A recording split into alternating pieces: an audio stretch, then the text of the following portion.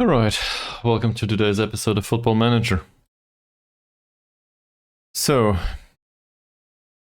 just as a fair warning, I spent most of the day with a beautiful headache.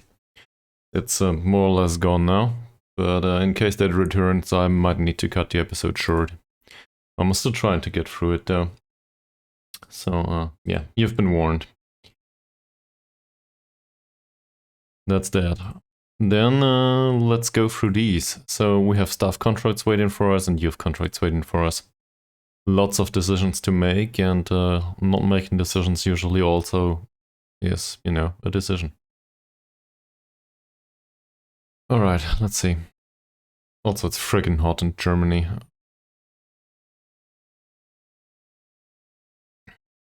At least it feels that way. Let's go into the training. Obviously, we need the best coaches available to us. And they might just need a cost a decent coin. So, most likely I don't want to pay this. Also, whatever.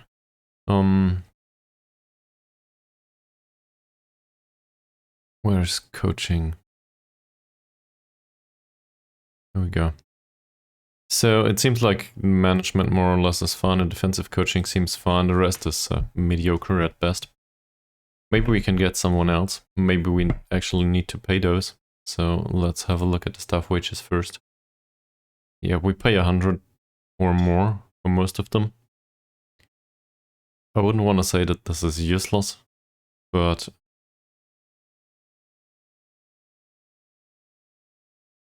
we might want to have a look what's available to us. And if we can find somebody that's better. Per coach, obviously. So what do we have here? Most of the training we do ourselves, it seems. Lady Utomo is our assistant manager. I wouldn't have known, to be honest. We've not been with this club for that long. Lady Utomo also is the technical defending coach.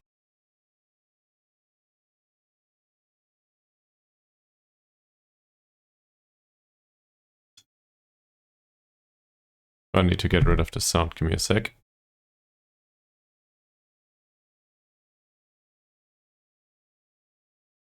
Better. Don't know if you heard that, but the water bottles that I use make some sort of sound once they get taken out of the freezer. It's the air warming up and escaping the lid. So it makes a sound like bong, like every 10 seconds. It's really annoying. Okay. Anyway, Utomo. Can we find a better assistant manager? Maybe. Let's have a look.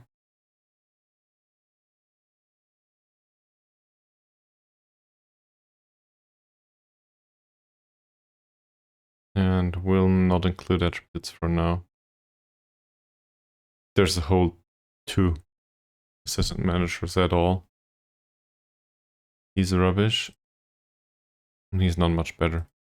So Utomo is probably the best we can get.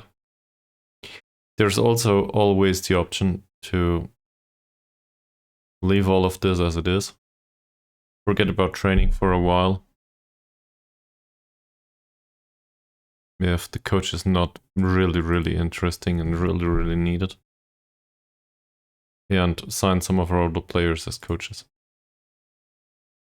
In that case, though, well, Utama is our oldest player, as I mentioned previously. He's really bad as a coach, though.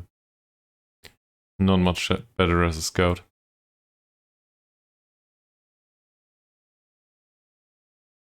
I think I wanted to renegotiate his contract anyway, didn't I? Because his contract will get extended. After 15 league matches, we will not get relegated, I think so. No, doesn't matter anyway. Yeah, we will not get relegated. I don't want to pay his wages anymore. I could do with a staff member on lower wages that might want to go on the pitch from time to time. So let's see.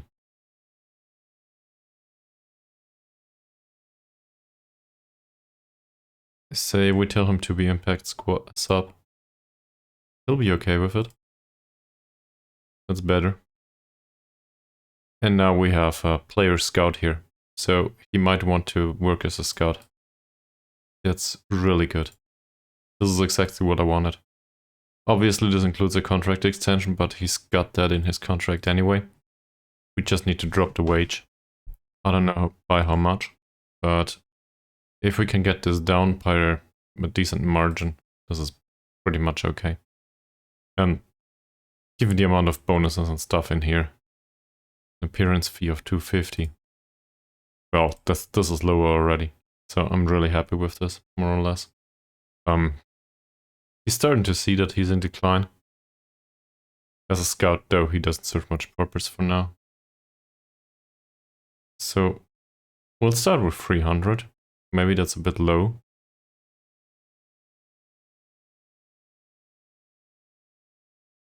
Just to see where this is going.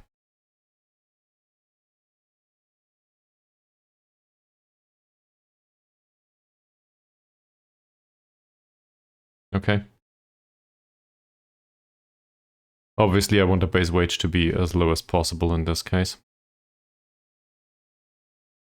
I do not expect him to play. And if he does, it should be Thanks rarely. for the follow. Welcome to the stream. I hope you're having a good day. And let me know if you have any questions or anything.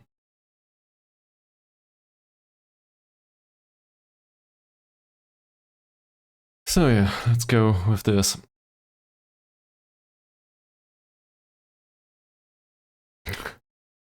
Thank you very much. That makes it 96. If I'm not mistaken. This seems okay. I think we'll leave it at that. We'll just deal with we'll just set up the base wage a little bit.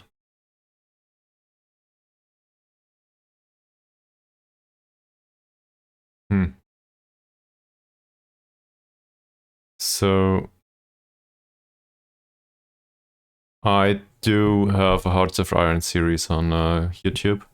I also did recommended by one of our regular watchers. I did a bit of this war of mine recently. Ran into technical issues though, so I'm in the process of doing other series, but it's been slow going. You know, got a job and stuff. So yeah, is there anything in particular you would be interested in?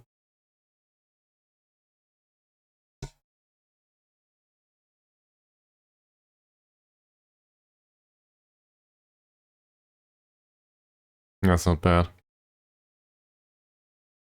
We'll force him into this, won't we?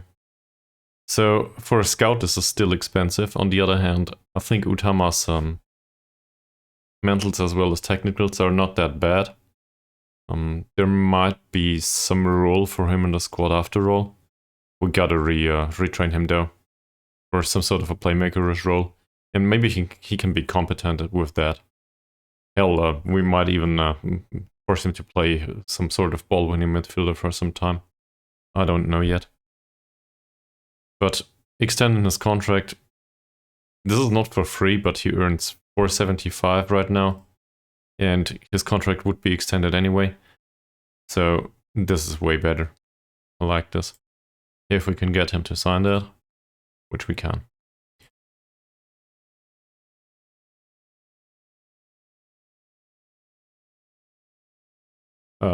Yeah, I'm not that young anymore. So, well, thank you very much for the compliment. And, well, the affiliate status doesn't serve much purpose, to be honest.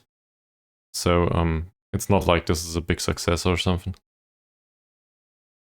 It really doesn't matter much.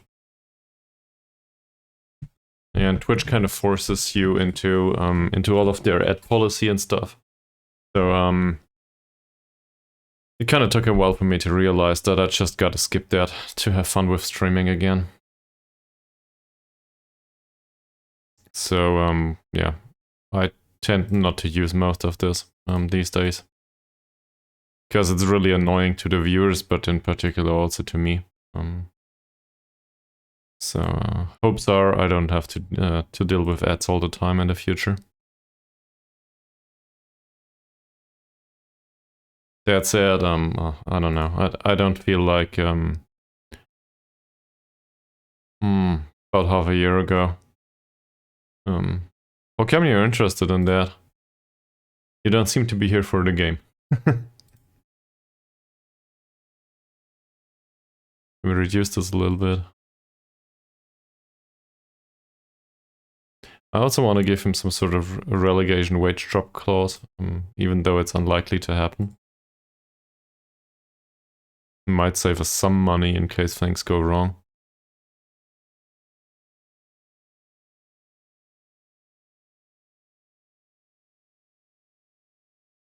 No, not that obviously. Man. Fuck off, I did something wrong. Hi, hell crazy. Well, we will need to redo this. Oh, I'm so stupid. I put in the wrong clause. This is me. Yeah. I had hell of a day, so, well, not due to work. I spent most of the time in bed, actually. Or on the balcony in the sun, trying to sleep. That helped, though.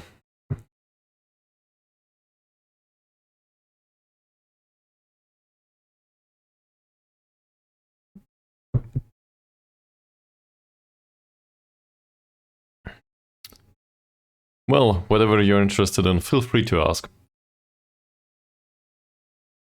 Or tell me about your week.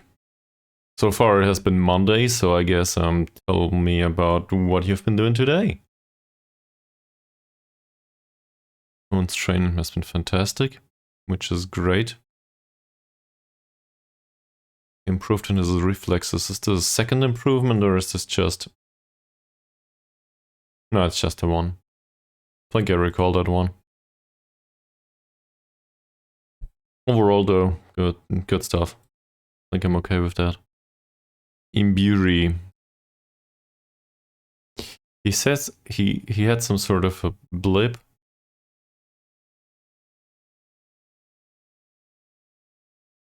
In his form recently, if I'm not mistaken. Yeah, see.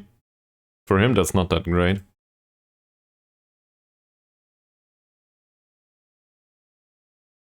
We're trying to teach him the shooting. Okay, he barely spent time with that. So I think we'll leave him. Which reminds me, I watched a video on YouTube recently, where I guess some Asian-looking guy, younger guy, did try shooting for thousands of times and recorded himself doing that. So just trying to hit the goal in a specific manner. It was quite interesting, the improvement. I think he made it to 60,000 shots taken or something. Different shots, with right foot and left foot, you know, curled shots and shots with power and stuff. The progression is quite impressive. So, in case anyone's interested in that, I can definitely recommend watching those 10 minutes. I certainly wouldn't want those back. It's quite encouraging that if you want to really learn something, you probably can learn it to a degree at least. That's also true in terms of football, it seems.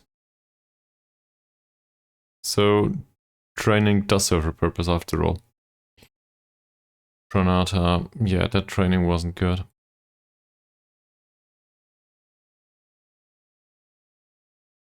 Okay. So, hell crazy, what brings you to the stream? Anything in particular coming to mind?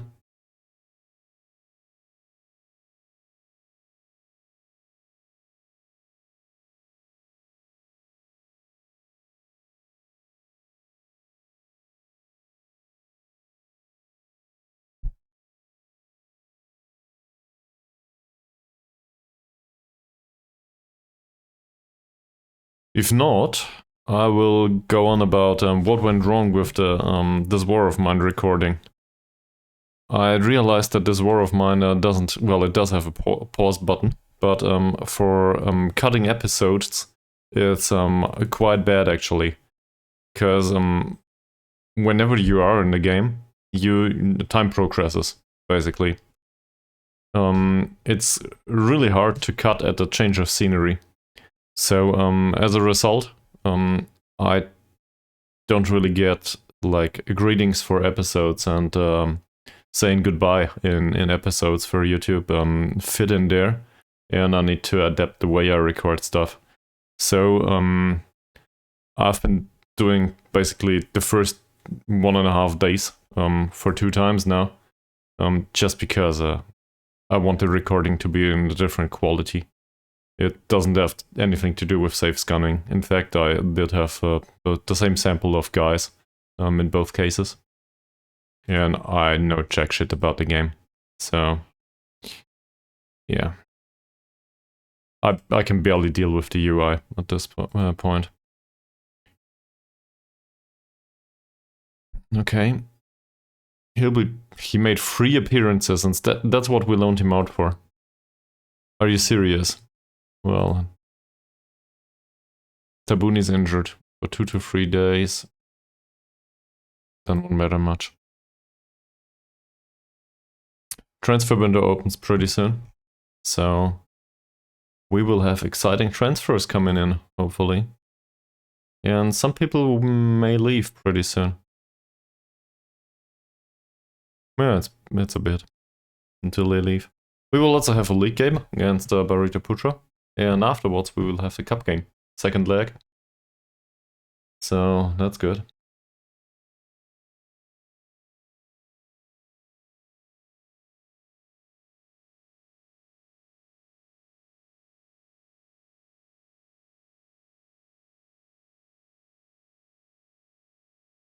Registration should also open.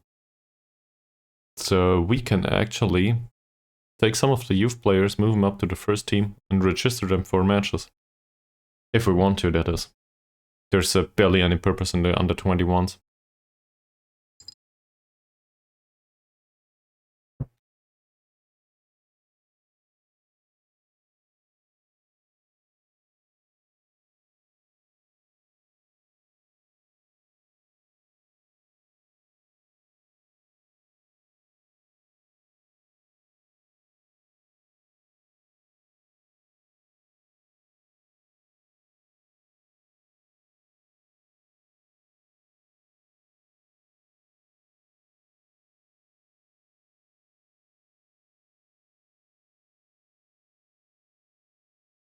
Well, it seems like the gamer left us. It might just have to do with me not exactly reacting positively to the start of a sales pitch. If that was one. Who knows?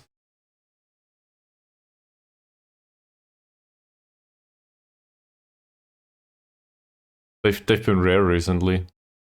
Or maybe it just feels that way. Also, I gotta apologize for the sound. The cushions that I put on the walls usually are on the balcony because I slept on them. So, yeah, I didn't bring them back in. Oh, there's still chocolate over there.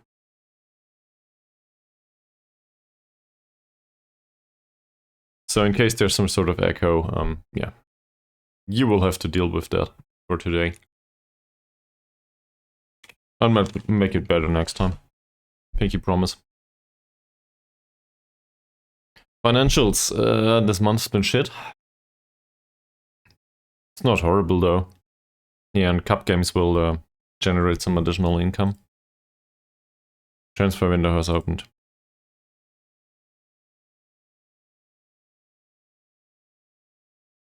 Sure, there will be.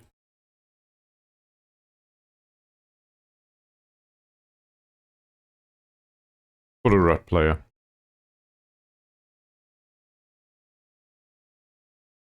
Do we need other budgets? I really don't think so.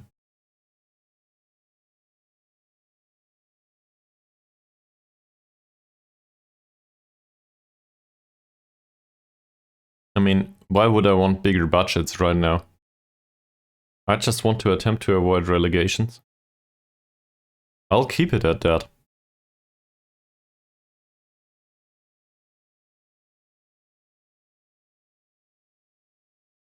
Who is this?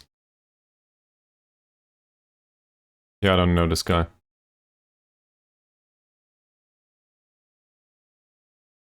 Rumors in the press have also been linking PSIS, that's us, with Michael Steinke, who apparently is Indonesian and German. Okay, that makes a bit of sense. This is a left back. So he'll be out of contract pretty soon. It's a non-league team anyway.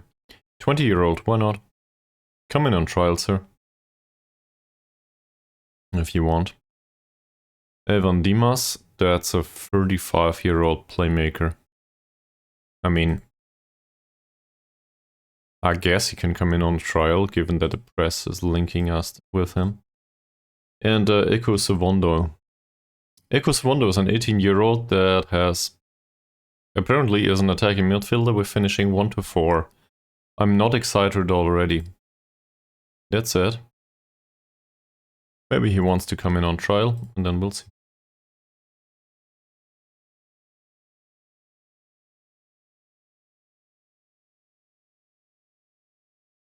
Will there be any deals coming in the... yeah, sure. I think I answered that question already. I also did confirm that menu already. Well, we got all of the messages twice. Not sure what happened there. This seems to be Indonesia. I don't know. In Football Manager, that is. It happened previously already.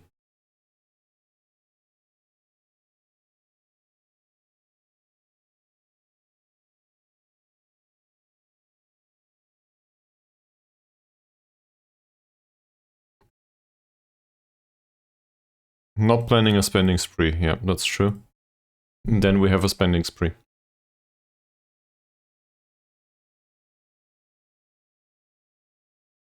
Alright.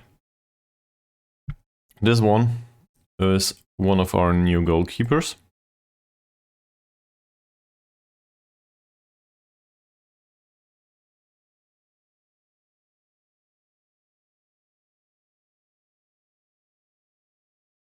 Apparently, he has no potential whatsoever, but you know how it is with these guys.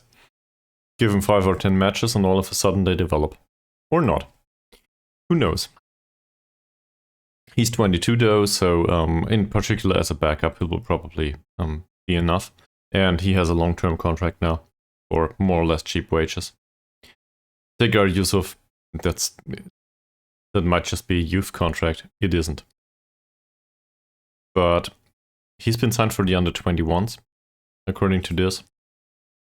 I wouldn't want to insist on that, but for now we'll keep the players that we have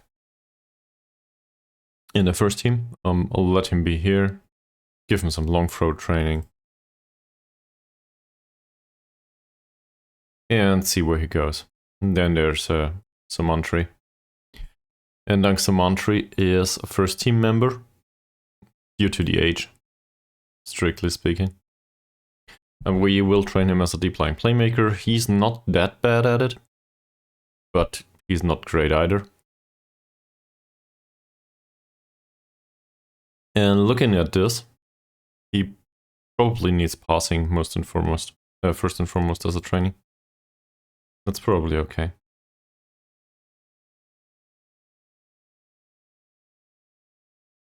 Walsh is gone. That's very simple. He's a 35-year-old, but that was not a primary reason. Primary reason was that he didn't play. We didn't have a slot for him. Apparently, Roger César is the best attacking player. Well, who could have known? Okay, he wasn't perfect morale already, so that was a waste. Best performing attack in team analysis. It might just be us. Great.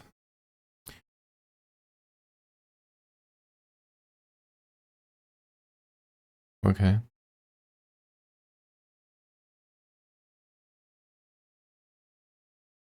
Yeah, I remember him.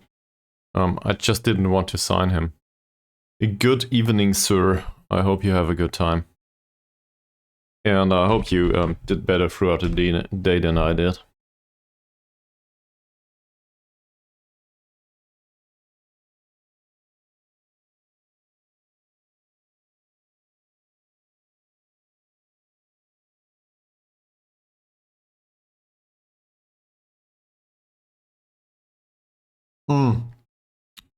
Well, neither. I'm not tired anymore, given that I slept for most of the day. I called in sick today because I had a headache from hell after not sleeping most of the last night. And waking up after 2 or 3 hours of sleep usually doesn't help much if you have a job where you're kind of yeah, it's fine now. At least it feels that way. But yeah, I always have a how do I put this? I always feel guilty for doing this. So calling in, I realize that calling in sick is just a thing that happens from time to time, and I tend not to call in sick for no reason. So it's not like I don't know. I know. Still, there's I always propose to my employers if they complain about the sick days of other people. I always propose to them to do a poker test. No, not a poker test. Well, whatever. To do random sampling and see if the random sampling has another statistical distribution than the sick days of the people that called in sick actually. So from that you can determine, for example, if people tend to call in sick more on Mondays and Fridays. And whilst you cannot react on that, yeah, definitely pull back to the left, I guess. We'll use that. So given that I think about it that way, if I am sick at Mondays, I feel particularly guilty because I had the entire weekend to recover, and then my body's just like, fuck that, it's Monday, I'm gonna be sick. And I'm like, what's going on? You had 2 days. Get this shit sorted. So yeah, that said, I definitely needed it. I don't know.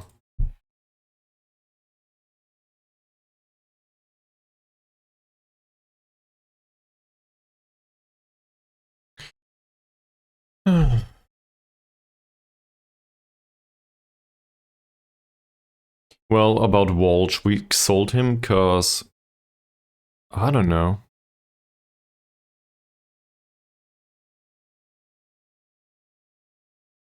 Doesn't matter much. Yeah, you're right. You're right, and I think in particular if you don't, it's hard to listen to your body and find the right level. I have no idea. Well, I have some idea what caused it. It was caused by not being able to sleep, but you know, having hell of a headache. Is migraine a thing? It wasn't migraine level. Well, it felt that way because, you know, with being sensitive to light and stuff for a few hours in the morning. So from that perspective, it was I'd say borderline migraine-y, if you want to put it that way. But it's not like I had really hard migraines. I know what a real migraine feels like. Is it migraine in English? Hopefully.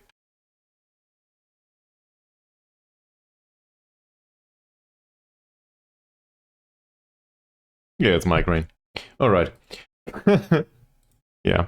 If you've ever had something like this,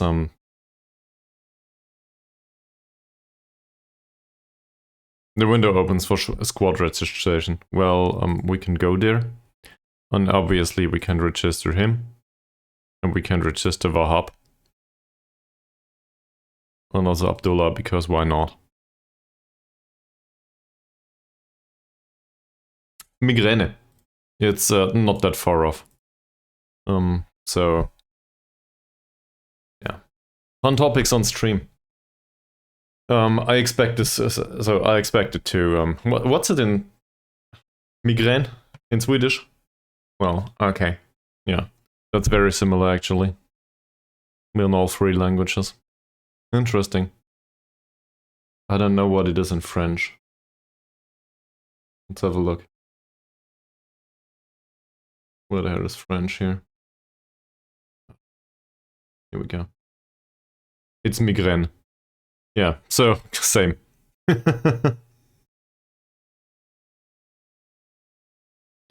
So, yeah, as a result, if it starts to come back again or something, I will... Maybe, yeah. Historically speaking, yeah, sure. If it starts to come back again, I might just wrap up the stream pretty early, but for now I feel fine. And all of a sudden, players get offered to us that might just be decent. He's on a non-contract in Ecuador. Well, let's give him a trial, won't we? We don't have foreign player slots. I still want to know about the player.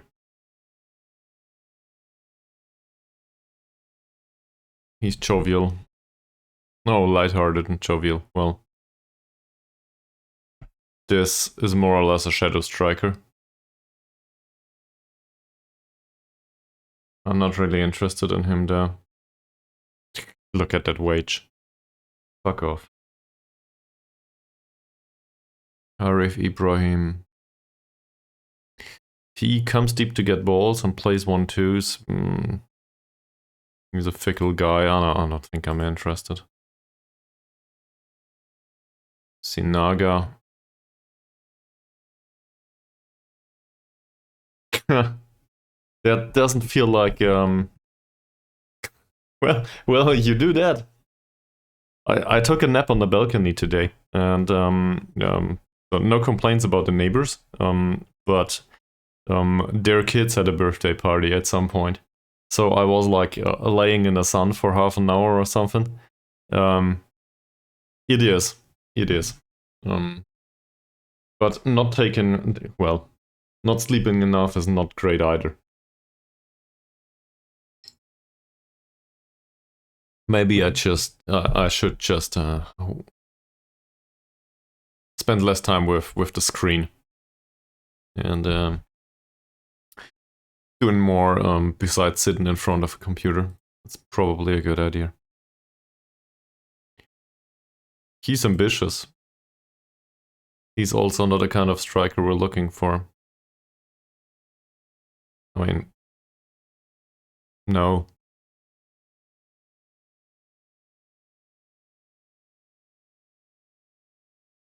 This is the center back that cannot jump. I remember him. I'll just say I'm not interested for now. Let's have a look in a year. So, Infantry is no longer unhappy, which is quite interesting. He's still listed for loan though, and I'm still willing to offer him out just because he's fucking expensive. Now he doesn't want to get offered out anymore. Of course, because he's back being happy. Him, on the other hand. Would you be willing to be sold? Transfer window's open. How about you go?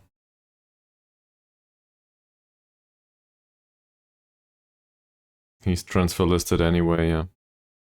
That's the last unhappy player in this squad. So that might help. Okay. I did try to renegotiate the deal with Utama prior to you joining the stream, Make a Billion. I succeeded, and then I fucked it up by renegotiating the deal later on and including a 5% wage raise per year instead of a relegation wage drop, which he happily accepted, and then I couldn't take it back. So now we will need to renegotiate the deal all over again in 2 weeks. But I was able to reduce the wages. So hopefully we can get Utama as some sort of last-ditch backup / scout. And We will have a scouting knowledge.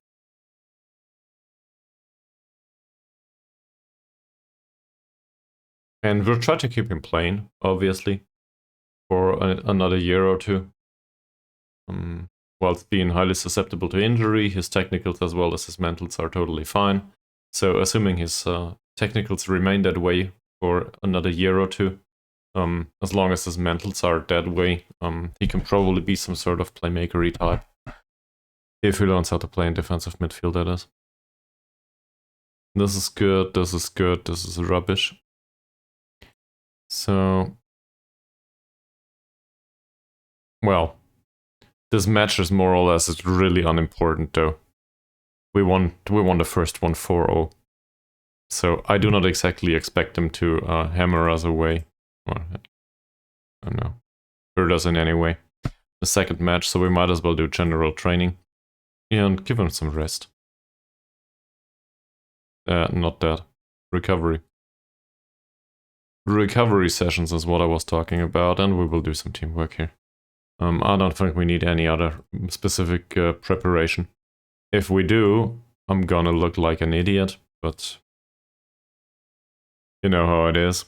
Gotta take risks. And in this case, I don't expect them to score 4 goals and then some. So we should be fine. Oh, there's another match against Deva. I forgot about that. That's way more important in that case. So that means we need a teamwork session, we need a defensive shape session, and we need an attacking movement session. Additional recovery here, a match review, and maybe some overall training just to get some attribute points in. At least that's what I'm thinking right now.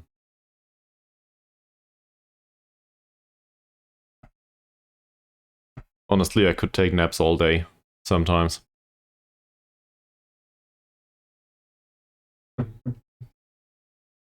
Oh, also I gotta do a short break. BRB.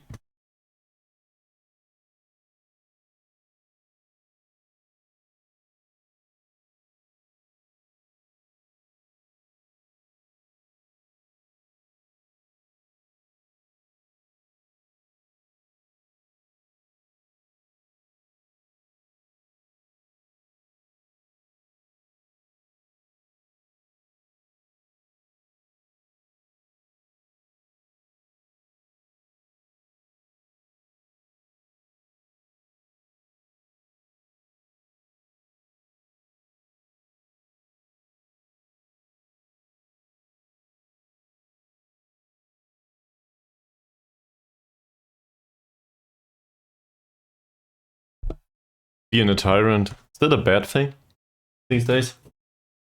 Or is it, I just said hello to my imaginary girlfriend, in case you were wondering. Really though, is it a bad thing being a tyrant these days?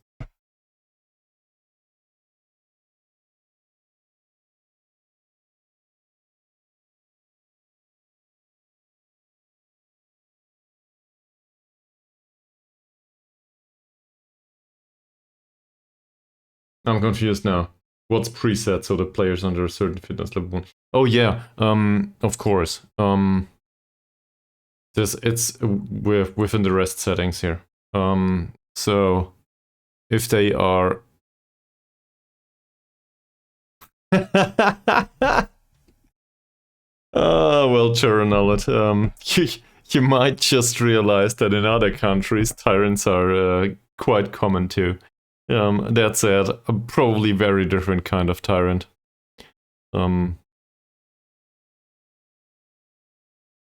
So yeah, that answers your question, Mickey Billion, right?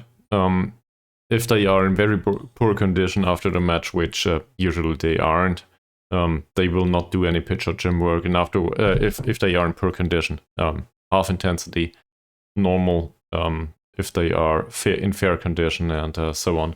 I had this like this for a while, but it barely makes a difference. It depends a little bit on how you deal with the rest sessions. You can also put this on a lighter schedule, I think. Or lighter intensity is the way to phrase it. And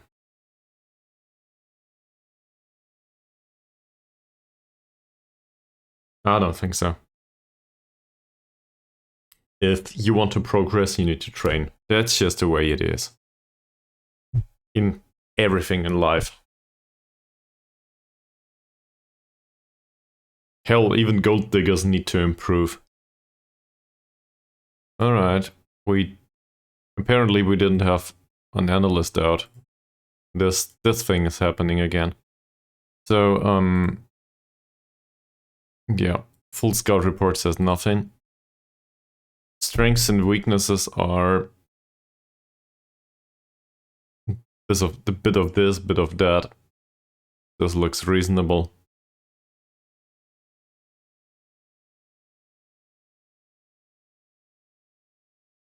Overall, I'm convinced that this is a really decent squad. I think they are fit for this league, actually, given our own non-struggles. But maybe they are in a bad mood or play some sort of weird tactic, who knows. So preferably, we'll just get at least 1 point. And given that this is an away game, I will definitely not go attacking or something. We really had good experiences in recent matches with the defensive tactic.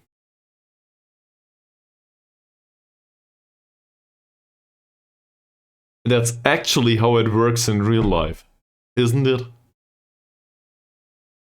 I mean, being barely able to walk is probably a sign that you overdid it. But it's kind of weird. If I recall that correctly, there's a diminishing return in training intensity. So at a certain point, all you get is that example is even worse. I know it sounds kind of fun, but look up some papers, man. This is a fantastic example, actually. Look up some papers. If you break a leg, it's highly worth it to work out the other leg. Because you will lose muscle on the leg that you broke, because you can't walk with it, or you shouldn't. But the body is really bad at distributing growth hormones if it is to the right side only or to the left side only. So you can actually dampen the loss of muscle in the left leg by training the right one. There's really interesting evidence on that. So in case you ever break a leg, which I don't wish on anyone, yeah, train the other one.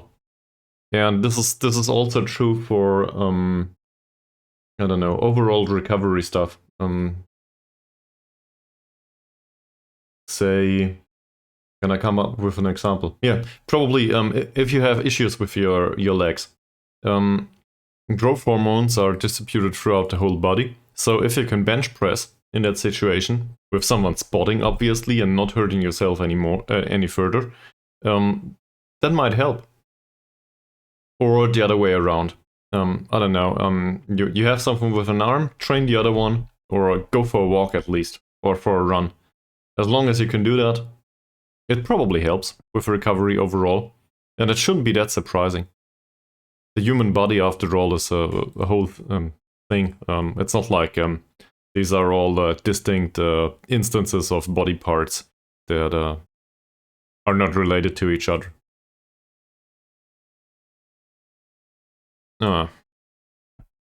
Well, he didn't learn how to cut inside. That's bad. And Mr. Schiffer will complete his trial with us tomorrow.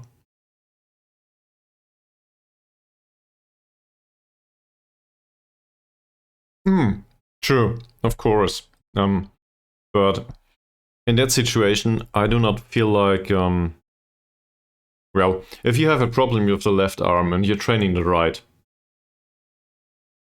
say that goes on for 3 weeks, it's unlikely that it will form some sort of imbalance immediately. It will even out after a while, if you just have a look at it later on.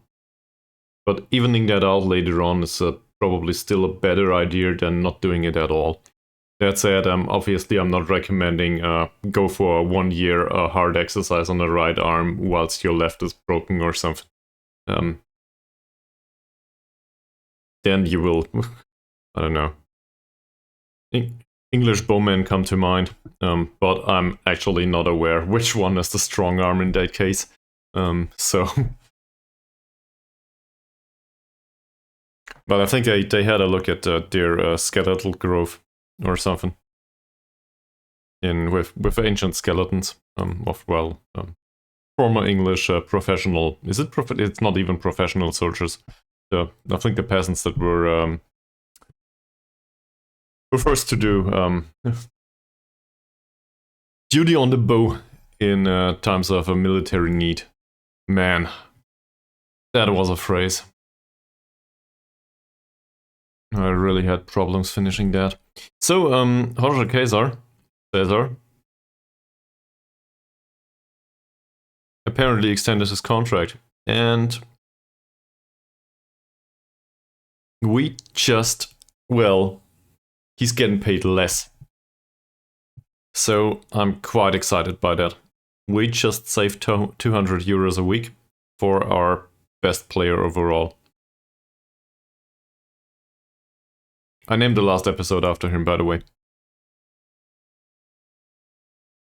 ChatGPT said I should do it, so I did it.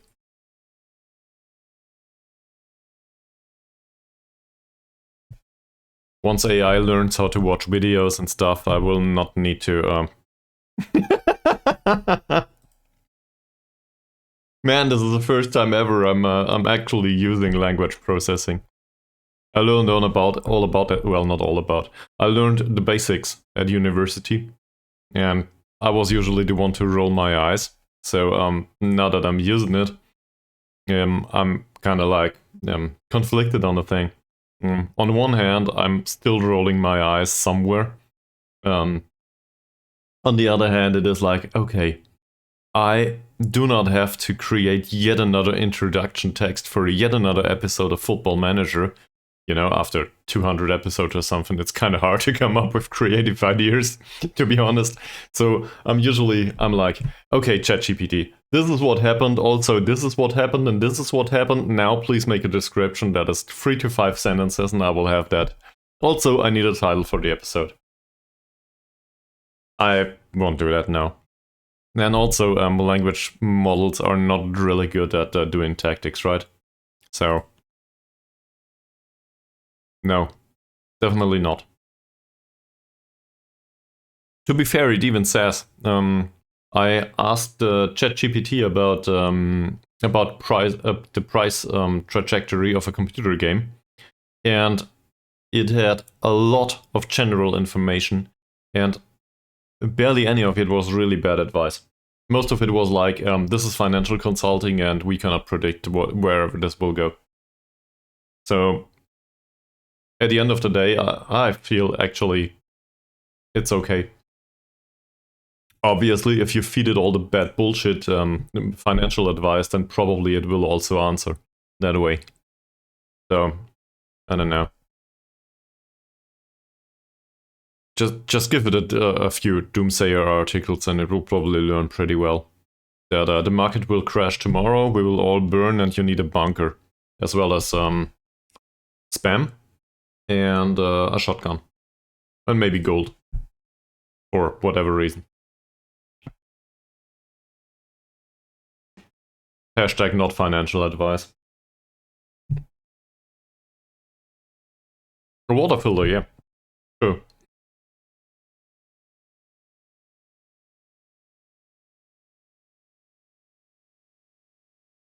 First of all, though, we need a win against PS Barito Putra. Well, yeah, I mean, I wouldn't want to lose. Let's put it that way. Not losing is enough. We just want not to get relegated. That's all there is to it. And by the way, in case you're wondering, this is cashews. Sorry for hitting the mic. So I'm actually trying to eat something that's healthy. for a while. Nuts are healthy, they say. Although I read up on someone that there was a case reported of somebody eating like a whole of these, whatever that is, nut mix packages, 200 grams, 250 grams of various nuts each day. No, a single type of nut, I think. And that person developed problems because some of the stuff in the nuts he was not able to excrete in the magnitude that he took it to himself. So after like 5 years or something, he developed chronic problems. That said, yeah. This kind of focused on a particular type of nutrition is probably really bad no matter what you pick.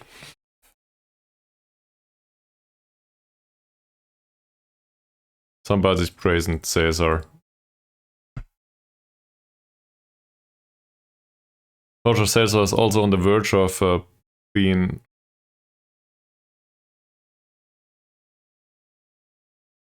What's the milestone? Oh, most players of the match awards. Well, that's really unimportant. Abdullah leaves his agent. True, Abdullah's with us now, so he can finally start to train. We shouldn't have loaned him out at all, really. I hate myself for doing that. We could have used him all season. He's not very susceptible to injury, so we got that going for us, which is nice. Well, if we train his long throws, he will probably learn how to throw a ball at the age of 30. So that will not help much, but we'll do it anyway. Another round of the praises. Oh, well, look at that. Was he one of those that did train well previously? I just can't remember. Batalim's progressing nicely. I like... We pay him accordingly, so... I'll argue this is expected. Also, this is not good enough. In, you know, along the lines of being a tyrant. Apparently, this is my new image.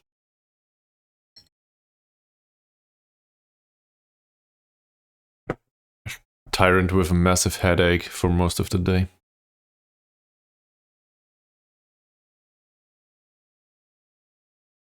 Okay, we will play them tomorrow, so I do not expect a decline in morale. César is no use talking to. That's for sure. They will join in a few days.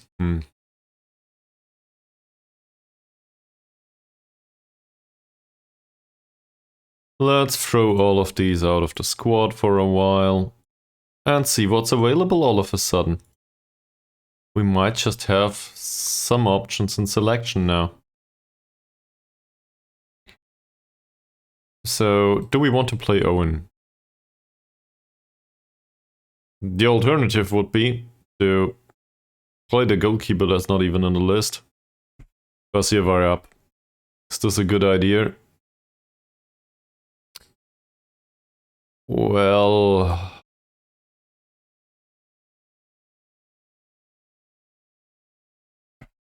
I don't think so, no. He's back up for a reason. I would definitely bring him along for the match though. That's why we signed him after all, and I want Pranata to leave. So maybe that communicates the message nicely. If it doesn't, well, rot in the stands, have fun. Then Sokipto is a no-brainer to me. Did we bring along another defensive midfielder? Playmaker, yes. This playmaker-y type. So in case, for example, Tabuni Well, yes and no. The star rating says so, but I have my problems with that overall. So, the profile says Pranata is the better shot stopper. That's true. Pranata has really great reflexes.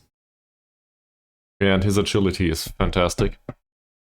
He has some minor problems with command of area and communications though. Pranata is one of those to jump under the ball. And we have decent central defenders, but in the season going up, this is what I noticed. So that's actually why Simon Owen is here. Simon Owen has his problems in other areas of the game. Arguably, there's always the occasion for Pranata. For example, if we face penalties, obviously we have Simon Owen is not good, right?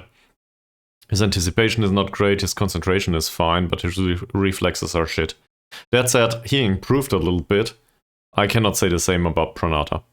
Pranata is 29 years old. Also, Simon Owen is a professional. So, I expect him to develop a little bit better. Yeah, true. Doesn't matter much though.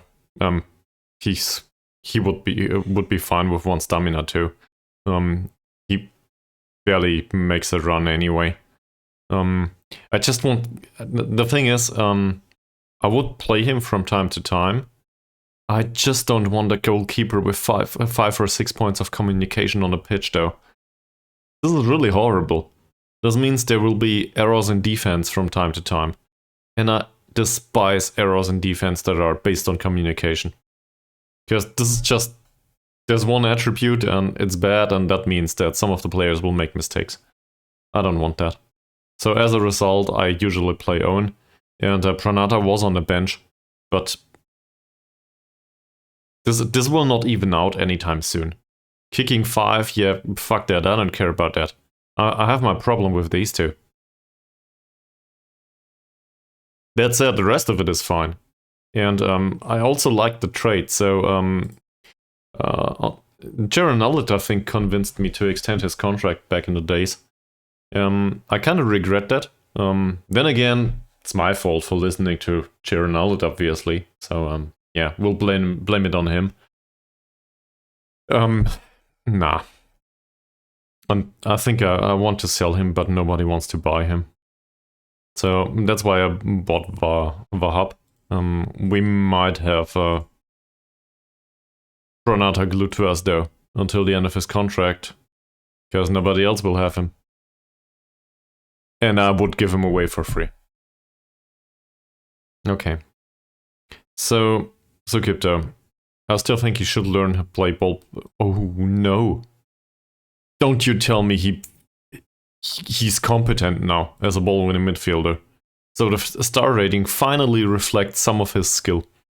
Look at that. All of a sudden he's fairly good in his position. Well, he's been playing that for all season, and his form is not great. But I'd rather play one or club captain in this position and teach him to be good at this. And to be fair, it's mostly about the teamwork. He could use a point of strength or two, but otherwise he's great in this position. Star rating doesn't tell it, but he's great overall. He has most of what he needs.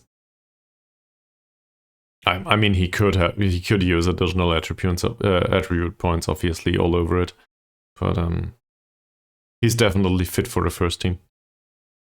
Back in central defense, I think Halim is indebatable. Not only due to his training performances, which we will praise immediately. 7.3 last time out, 13 out of 14 headers. You go do that, and thank you very much for mentioning it, so I don't talk to you whilst you're away. Have a good shopping run, and I will see you on the other side. Yeah, we will praise the last game here. The defensive heading, to be more precise. That was fantastic, so he's in perfect morale now. How was Simon Owen's last game? He had an assist, 5 saves, no goals conceded. That was the cup game, right?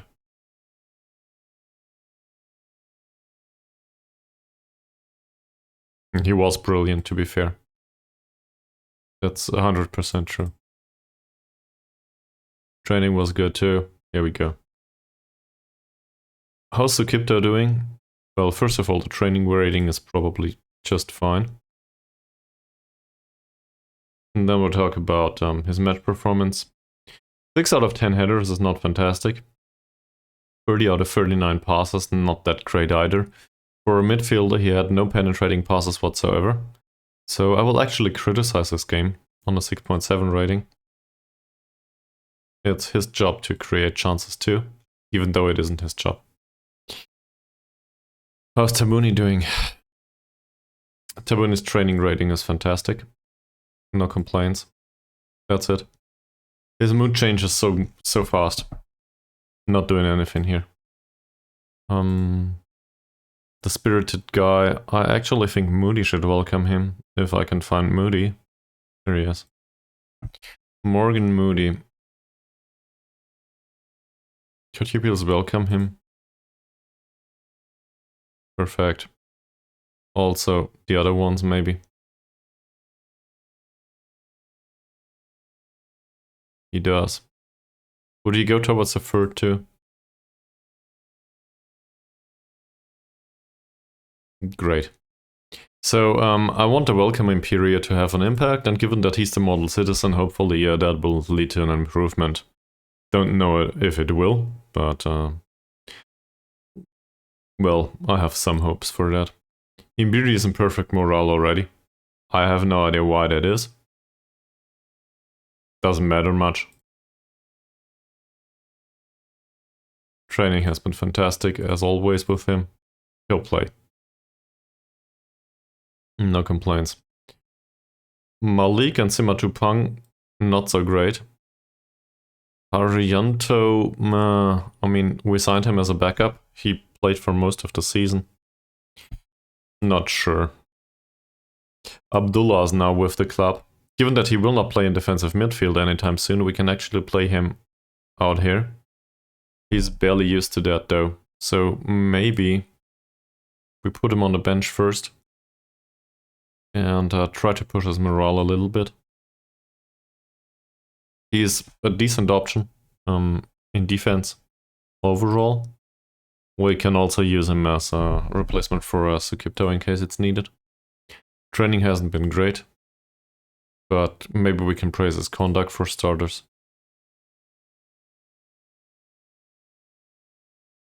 And then we'll see where this goes. Okay, what else? Well, that means we still need somebody to play in right defensive position, so I guess it will be Malik. 7.7 rating and training is fine.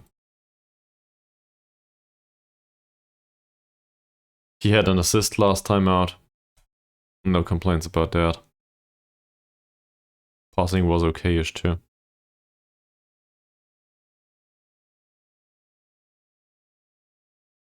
We'll go with this. Not bad. Overall, his form is 7.26. That's praiseworthy too.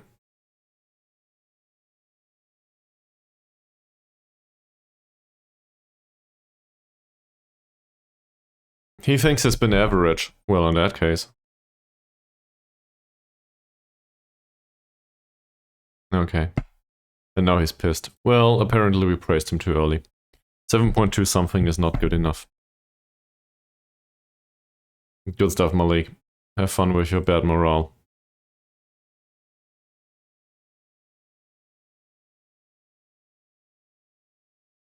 What else? We need a left defender. Yeah, Utama it won't be, so I guess it will be Arianto. Who did develop quite a little bit. That's not bad. How's his form? 7.1 rating. 1 out of 1 tackles is 100%, so we can praise that. That helps a lot.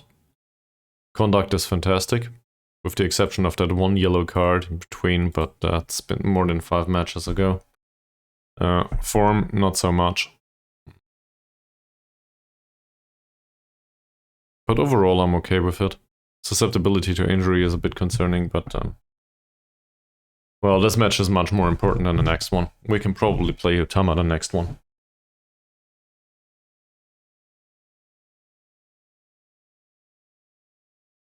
What's up front?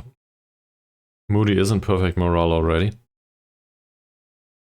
9.0 training rating.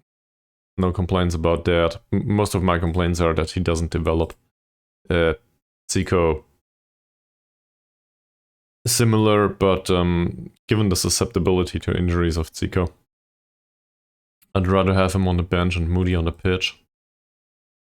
Also, how's his form? His form has been strictly average recently, so I will criticize that.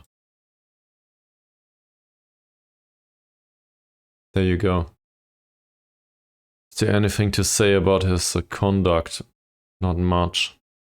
Last match wasn't that impressive either. I guess we can praise the conduct a little bit. There you go. Perfect morale for the bench player, if we want to put him on the bench and bring him along. And then, so we don't need Isvan Toro anymore. If he comes in for free for some reason, that would be okay. But we don't need to play him anymore. We have our own player on the bench now for that position.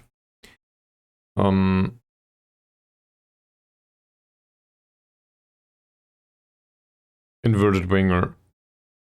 So it's either Ari, who, to be fair, is trying to develop, and his training rating was fine. Perfect morale too. He came on last time out and scored a goal, so I'm not complaining about that either. How was Ferdiansyah? Oh. Ferdiansyah was on a 6.5 rating last time out, no chances created, so this is a warning, I think. This is not good, sir. We signed you for a reason. You gotta develop. We expected Ferdiansyah to go to the moon, right? Always. So he'll come along as a bench player maybe, and we'll play Ari actually. It's been a while since he played here, so hopefully that works. And then we're still short one central defender. Well, it's not like there's a choice, is it? Haryanto is a little bit in decline, but given the alternative is still injured. I'd rather not do that. So now we still need somebody that can play left defense. I guess that is Utama. Given that both of these are somewhat capable, Abdullah as well as Utama, to play central defender at least for 10 minutes, or defensive midfielder, I wouldn't want to bring a separate central defender along. All in midfielder is also covered by Abdullah, which means we need a spot for a playmaker-ish type. Nugroho will go away pretty soon, so from a strategic perspective, it doesn't make much sense to bring him along. So we'll actually bring along the youngster. He's really not good, but who cares? With some time on the pitch, maybe. And then there's not much to talk about. This is Isha, basically.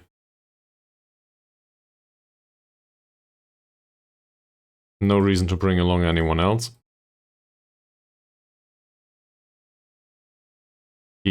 He had an assist last time out, so I guess I make that a plus. And we will praise him for the assist, won't we? Or for the tackling, really. We'll praise him for the tackling. This is a no-brainer. Samantri didn't train yet. Well, obviously he didn't play. I guess we can praise his conduct. But it's not like it has an effect. That's it. This is who we'll bring along. More or less, there should be no problems with... Did we talk to him? Oh, he was injured. Yeah. So, we might need one of the others to play central defender after all. But in case of an emergency, there's also Sukipto on the pitch, so I'm okay with this. Any other recommendations? Anyone coming up with anything?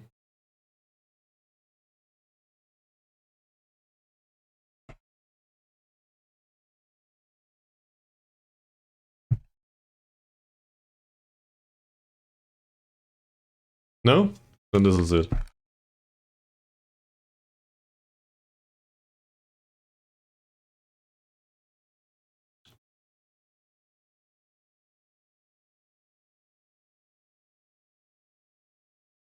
Then obviously Mikabillion's 5 to 10 is the result that he expects. Has nothing to do with being right back in 5 to 10 minutes. So we'll try to score 10 goals.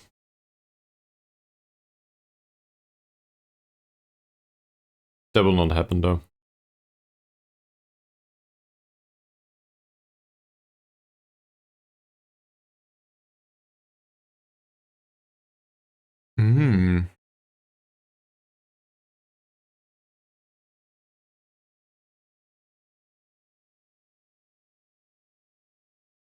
Hierarchy saw Halim moving up. That's not really surprising given his importance in the squad. He's a primary central defender after all, at least this season.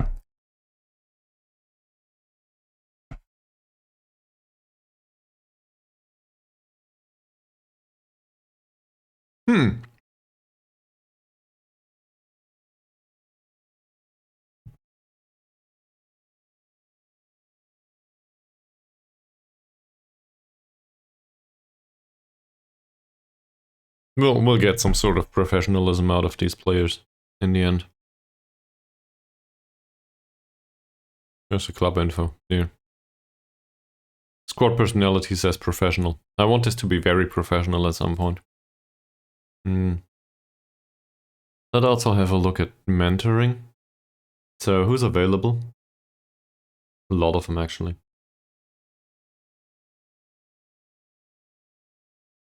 We only have one other playmaker, and he has traits that I don't really want on every playmaker. If Tabuni loses the 1-2s, then that's a good idea. The goalkeepers, I feel like Pranata can get thrown out of this group now. And we will put Wahab in here. And all of a sudden, Simon Owen is the most influential player in this group. That's not fantastic yet, but I think that's better. Let's forget about Simatupang for a second. He will go back to his parent club anyway. I do not want him to knock the ball past the opponent, so that's not a thing. Is there anyone else in here?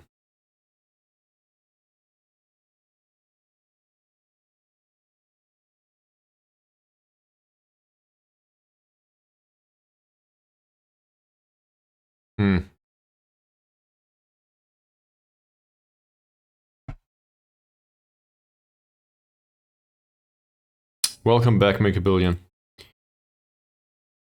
I mean, Ferdiansyah, but no.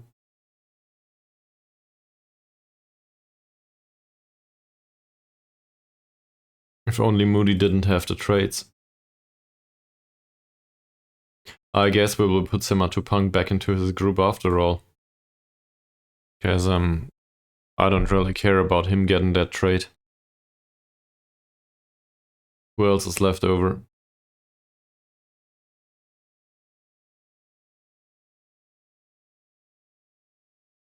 Utama has no traits whatsoever. We do not have really bad personalities in the squad though.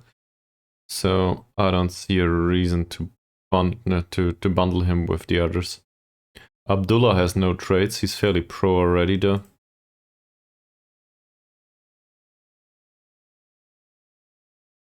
As is he, yeah. So we could do fairly pro-no trades.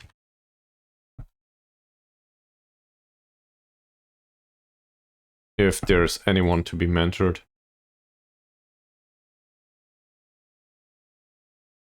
Tabuni has a bunch of trades. Go away. This, and Ari has trades too. So we won't take him. These two. César just has places shots, that's not horrible. Pranata has trades that are, well. And we could combine this with Utama.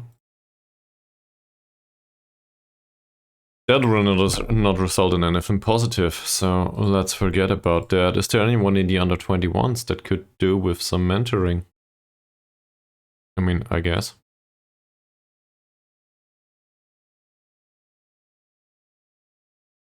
So Marty?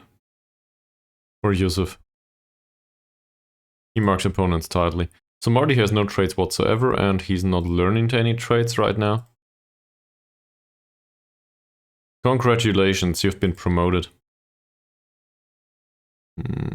Here we go. Oh, he's not in here. Gotta wait for half a second. So Marty apparently makes it to the first team. For mentoring purposes, obviously.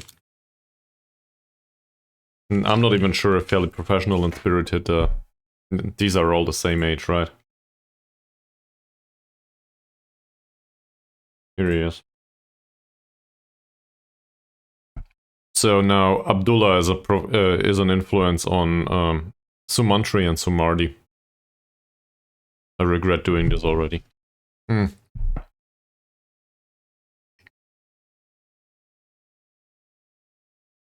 But I think we have too many traits on the players anyway.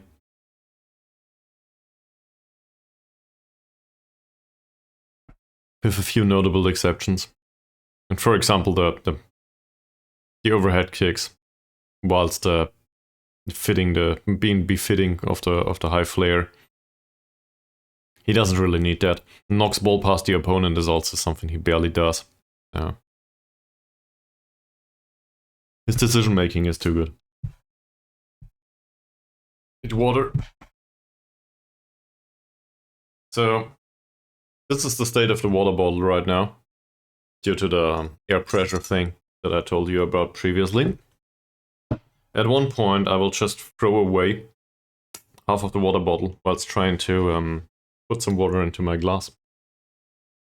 I know, really interesting, right? This is what you came here for.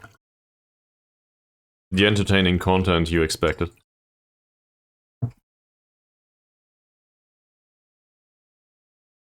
Also, there was a listener at some point that that threatened that he had trained an AI for the sound of the water bottle, putting the water into the glass, for lack of a better term right now. That guy hasn't been around for a while, so his AI must have been really shitty.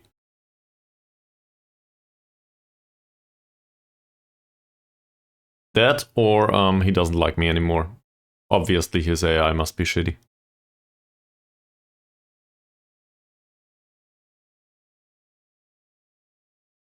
Yeah, well, the person, I don't know the gender to be fair, but I'm just assuming.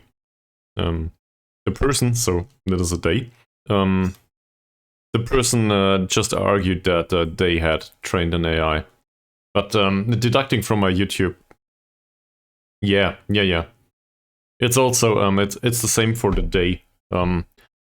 Not getting into a political debate, but, well, I had a look at the YouTube target audience statistics recently, and apparently my target audience is 100% male, for some reason. I don't know why that is, but I guess I can translate that to Twitch. If anyone female ever watches this Football Manager stream, it will probably be a fellow streamer.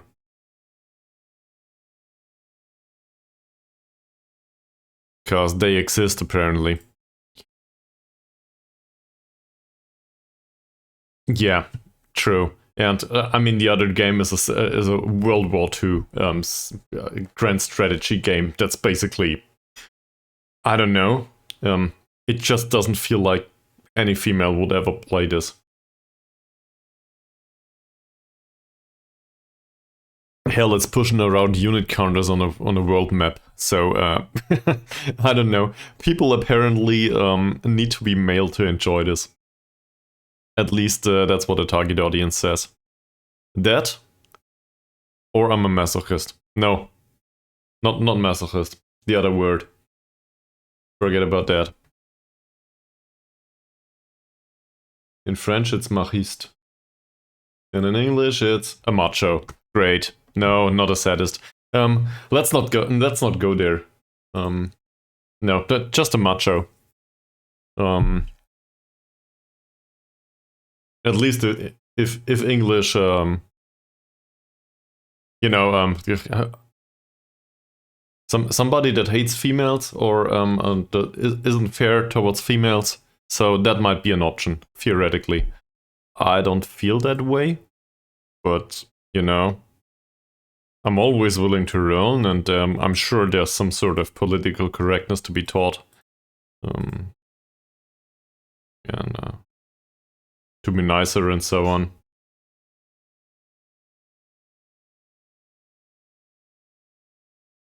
Who the hell is Randy Savage?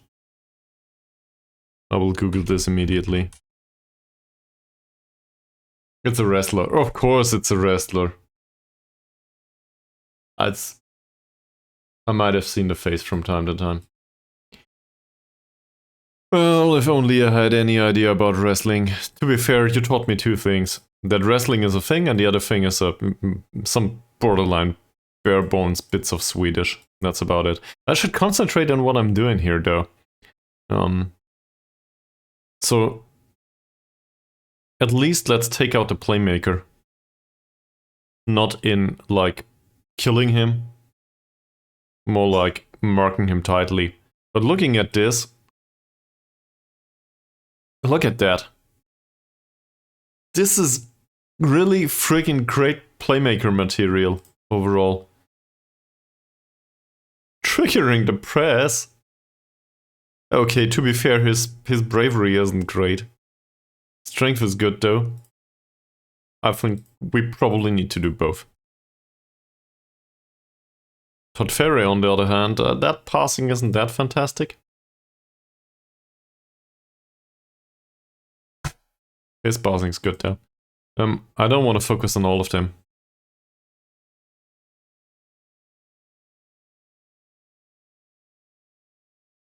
How long is it until it's September? The new Football Manager should be available in November, usually, right? This is tradition. We might need to make plans at some point. What to do in Football Manager 2024. What numbers? Sure. Sorry, number 2 is taken. Can't have that. But you can have the 20. How about that? Yeah. No problems.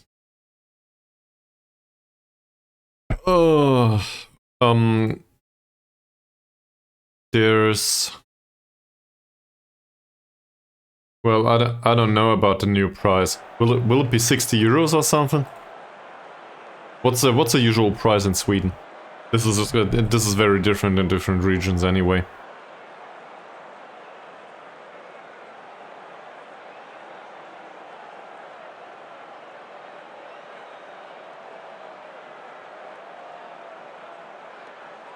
Okay. Yeah, but isn't it that way most of the years? I mean, most of what I did was some sort of minor AI, minor UI stuff. Also in Football Manager 2023, all of the cosmetic meetings and all of the stuff. I could definitely how do I put this? I actually would like to ignore these meetings altogether and just not have them happening at all. I'd rather have the plain old pop-up windows that say, you know, this or that might need some watching. I prefer that. Having these meetings that are basically just clicking through 4 different types of mails and getting an overview that is polluted all over again because you brought in 24 trialists. I don't want to have a look at that. So it doesn't feel like a feature to me. It was sold as a feature though. That said, I don't think I own Football Manager 2022. I did 21. And prior to streaming, I tended to buy it every second year. Or maybe every third. And just keep my save going. But, you know... Now that I'm a public figure, apparently... yeah, maybe. Maybe.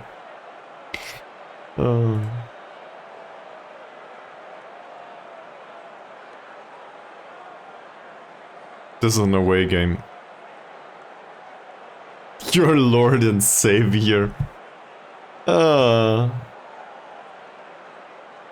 Okay. So much for easing the pressure. Now we will encourage them as it should be.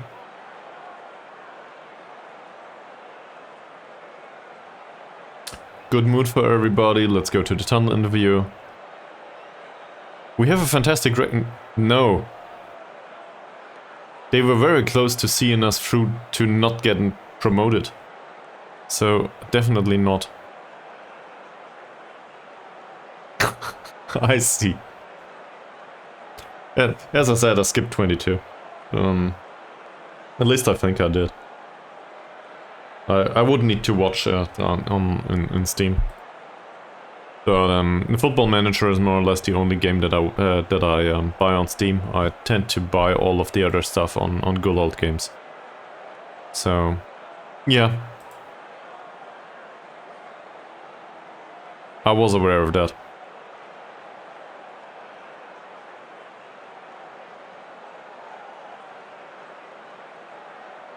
I will smile warmly and tell him to go away. Do you think there's a psychological advantage to be had by maintaining such records, and are you confident of doing so here? I do not think there is a psychological advantage to this. It leads to complacency.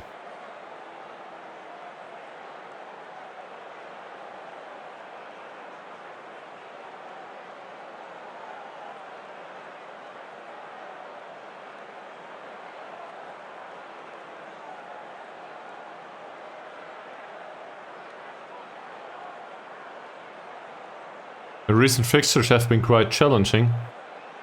Oh, the run of fixtures. That might be about the schedule.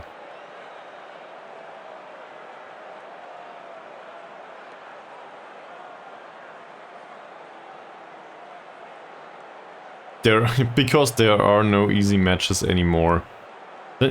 This argument is always weird to me. There are no easy matches anymore. As if there ever were easy matches.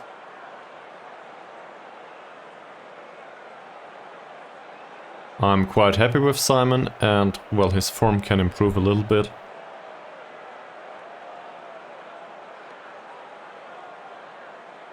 Let's go. And in case you're correct with Roger César scoring another hat-trick, that would definitely give him the player of the match performance, which would mean yet another record for him. For them. By the way, I put the picture of Roger César on the Discord. In case anyone's interested. So now we have a face for the guy.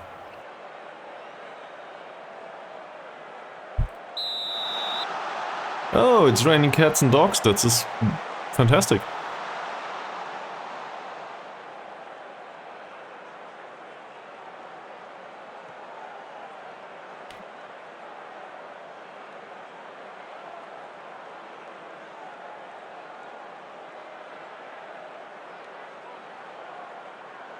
This is for, well, to a degree this is the less important match. Oh no.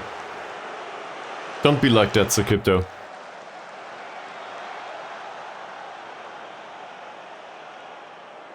Take your time. You'll be fine. Ball-winning midfielder or not. Tabuni will take the free kick. Okay. Yeah, weird way of defending, but I'm okay with this. We take corners.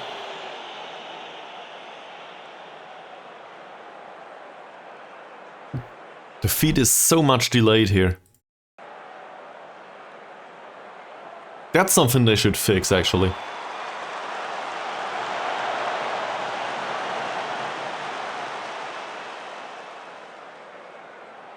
If I had the time, I would watch through my 300 hours of Football Manager, or whatever I did. It's probably more than 300 hours at this point. And just look for all the bugs that I noticed in glitches in Football Manager 2023 alone. And then I would just put it all into a video and send it straight to SI. So they can fix that for Football Manager 2024. But knowing SI and stuff, they would fix it for 2024 and it would be back around in 2025, so... You know... Not worth it. What will you do, Owen? Wait, I think we had a thing going with the ball distribution and I never really changed that. You should do it that way. No short distribution anymore. Yeah, do that. There's a target forward. Use him. Imbiri. Ah. Yes. And apparently there's also a lack of version control. So I'm being an ass here. But given that something was fixed in a prior major version, it should be fixed in the next major version too. As long as you're on a rolling release. So I don't see what's going on there. It might be that they branch off quite a lot and need to fix the stuff in every single release. By its, you know, in 23 and 24 and 25, but still, that feels unorganized sometimes.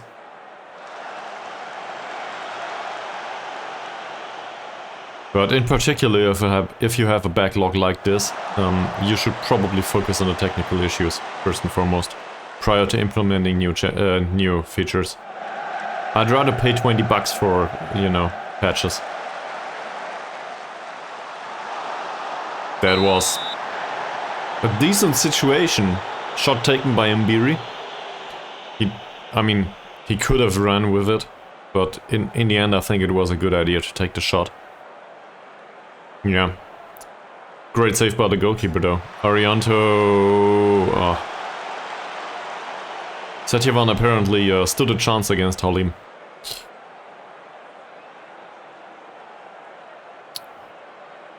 For now, Ari doesn't fall off much. César, well done. Malik. Will he find a decent pass? What the hell? Oh, it was a shot? Not bad. Let's encourage the team, we're good after corners. There's some sort of target there. Throw the water ball, not a single player. Malik's corner. Not a chance for César this time. Let's have a look at their central defenders. I forgot to do. Look at this. Jumping reach 4. And Harris has jumping reach 6 and strength 7. Indonesia in a nutshell. This is what central defenders look like over here.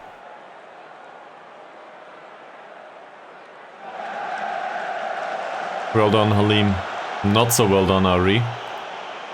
Ramadan. We have a long ball. Arianto's header. Well, closing down happened. Nothing else though. I mean, it didn't look that dangerous, but overall it wasn't a bad shot. Malik, Moody... Tabuni doesn't win the header. Malik again. I saw that one in the back of the net. That definitely was a Roger César situation. Roger César it is. Arianto, César, decent. Ari. Nice pass. César. It was well placed. Also a weak shot. But the goalkeeper might just make an error at some point. Halim. Arianto. Long ball. What's with Ferry? Well, Ferry is a box-to-box midfielder. No use focusing on him. He might need to go off though.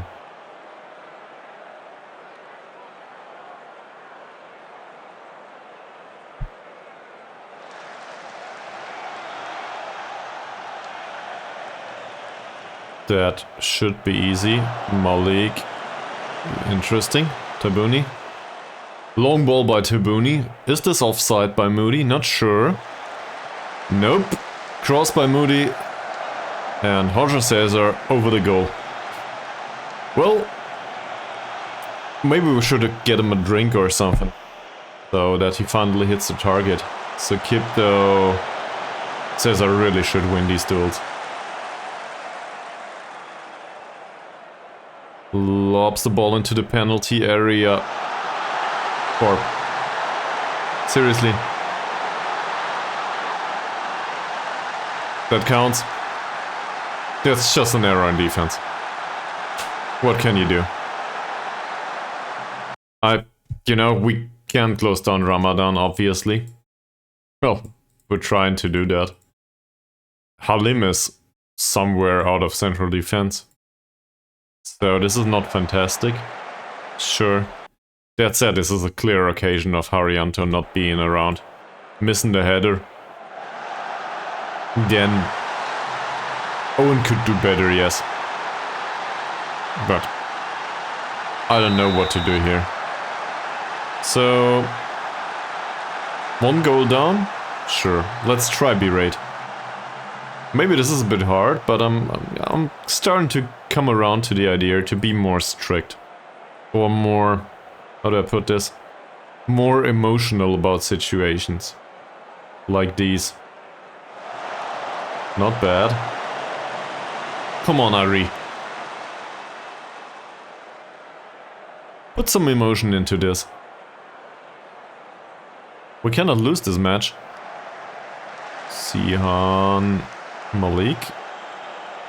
Decent passing. Arianto. Tabuni, that was risky. Arianto, Sukipto. Sukipto's long ball. Nari is not fast enough.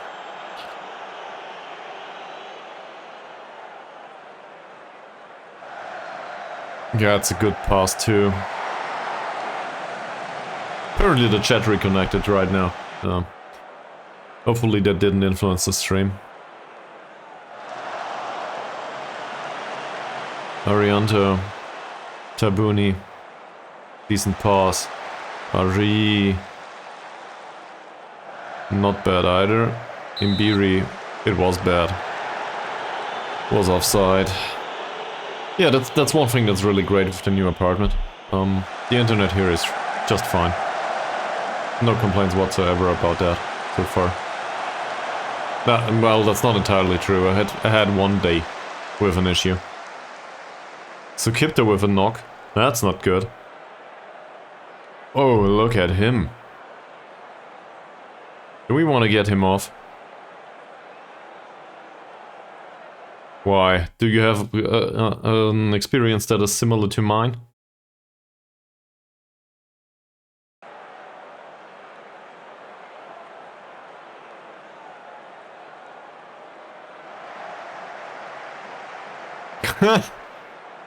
Well, I think there was a...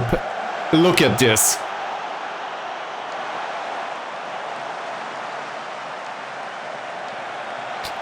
This stuff happens though, and I think there was a patch note at some point that stated that referees would make more mistakes. So this is part of the game.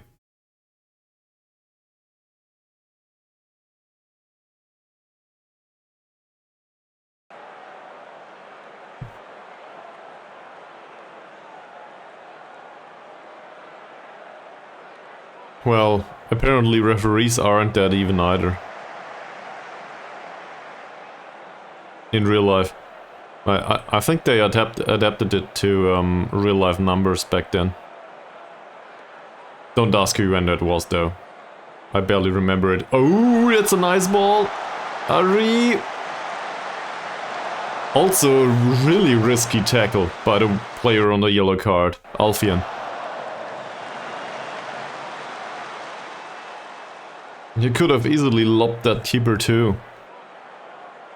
So that's not good enough. It's not throwing the water bottle bad yet. But we'll definitely be aggressive about this. This is not great. Yeah, and there've been enough chances. So we could have scored. So Kipto is somewhat okay. Playing another half. But we will probably get him off.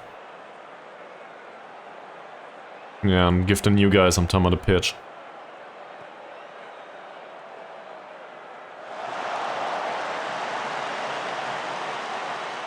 Come on guys, you can do better. More or less everybody agrees. Imbiri. Malik again. Halim.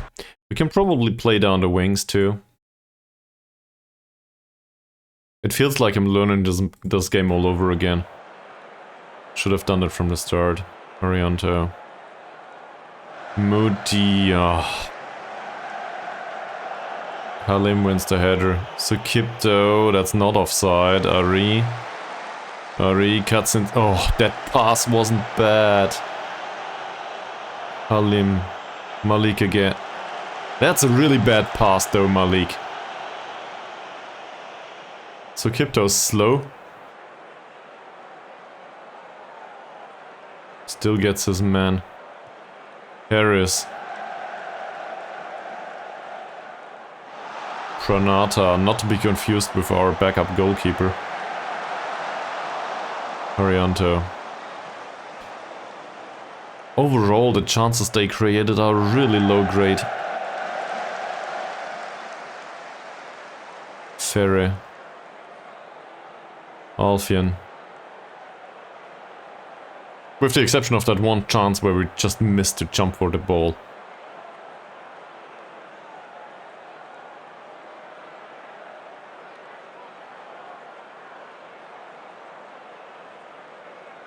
Anshori, minute 53.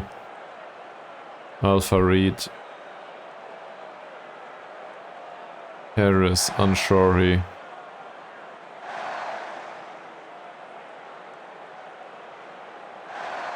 Alfian. Ferre.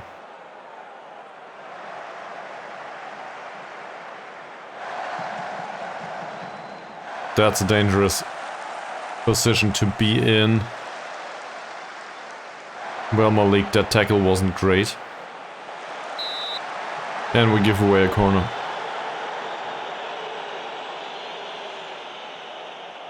Imbiri has a really shitty game so far. Alfian will take the corner. He does. Oh. Well, that's what we signed Owen for, jumping under the ball. Nah. It was close.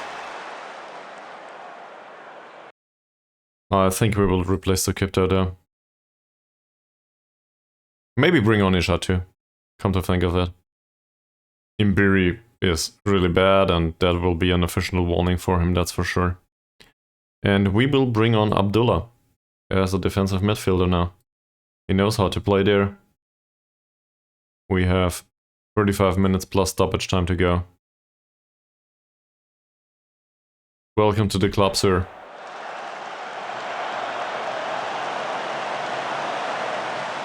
Oh, come on, Ari. This is all you can do. Moody. That's not good. It's yet another corner. Mr. Ferre comes off and Solihin comes on. It feels like we do not necessarily have an opportunity to win back the ball in midfield. Or at least not a specific instruction for it. His bravery is not good. His dribbling is really bad, his bravery is really bad, as well as his strength. This guy should probably be tackled hard. Let's do that.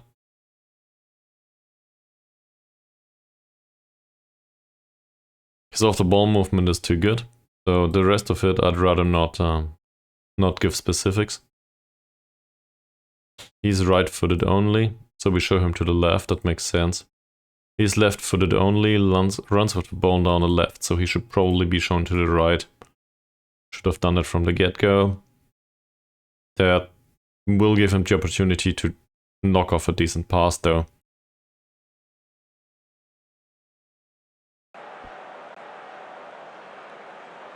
Alfian.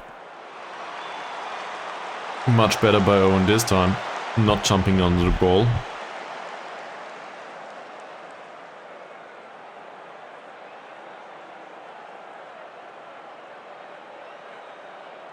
Alfarid has his name taken now. Who's that? That's their left defender. Moody's free kick. Haryanto. Oh. That's a lot of headers. Well, Ari. Could have been better.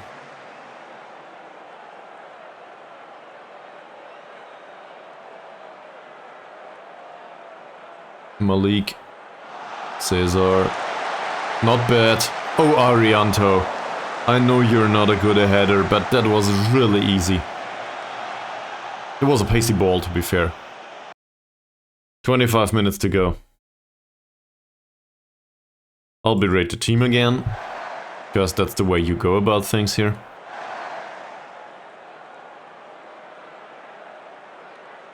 Well defended by Halim. Owen's long ball. Roger César, Ari, who is not well to play through balls, so he takes the shot instead. I don't know. I don't think I will take off César. Instead,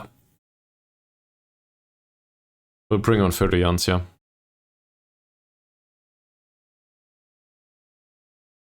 I think that's fair. And we will go positive. And in case this doesn't work, we will go all the way overload.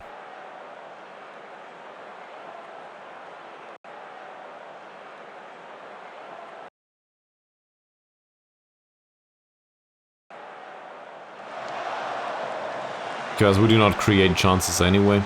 So either we're starting to create some now, with some decent build-up.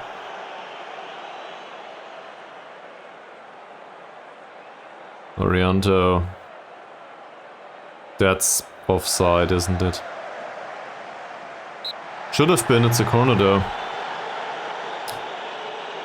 Yeah, why not? Let's take the corner. Malik takes the corner. Targeting Ferdiansyah. Isha. Malik again, but this is clearly offside. I will go to the set pieces now. Where is it? Corners. Load all from set pieces defensive. Yeah, that seems reasonable. That's about the way we do things. So hopefully that includes a decent attacking setup. If that makes a difference. They're going to make a change.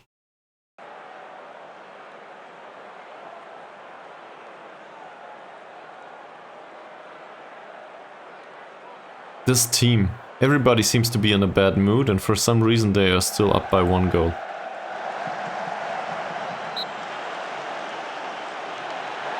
They have the skill, to be fair. Okay. 78 minute. Let's go there. Let's do it. More attacking, shoot on side, push everybody forward, risk a second one. And again with the set pieces. I'll just load all routines from the defensive stuff. This seems like the way we do things more or less, yes. Probably not this. On the other hand, he has decent heading, so we might just leave it as like this. Attacking. This goes towards the central defender for some reason. And on the left side, yeah, okay. I think we can still keep it that way there. No, first of all, we have to defend this corner there. That's offside. It should be offside, it is. And now I will demand more. Everybody agrees. And we give away another free kick. Alfred for Anshori. Is this offside? Yes, it is. Expected goals wise, we just shouldn't have given away that one chance. From the perspective of expected goals, this is not a very unlikely scenario. That was offside. It is a scenario though where I think we've been unlucky. On the other hand, if we want to win,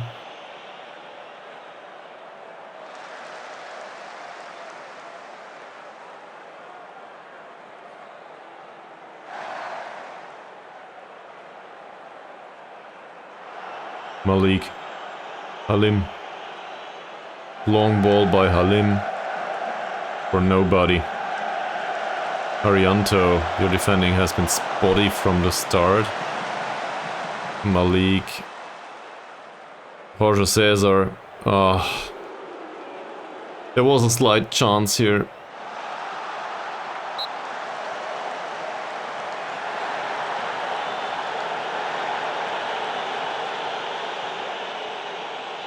Halim. Moody's not one for the headers. Oh. Nice defending by Halim. César. And he loses the ball. So much for being player of the match and scoring yet another hat-trick. Not this time. And that's despite their really bad jumping and stuff. We just didn't find him. Tabuni, yeah, decent pass. Ferdiansyah. César.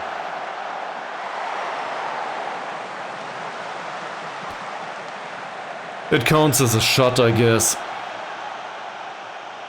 Also, it adheres to the tactical instruction to shoot on side. Isha. Moody. Moody's friggin' tired, same as Roger César. Harianto, Abdullah. Wildan, new guy. It's a possession pass. Moody's friggin' tired, but still running. Ah. Well, Isha, you could have been the hero.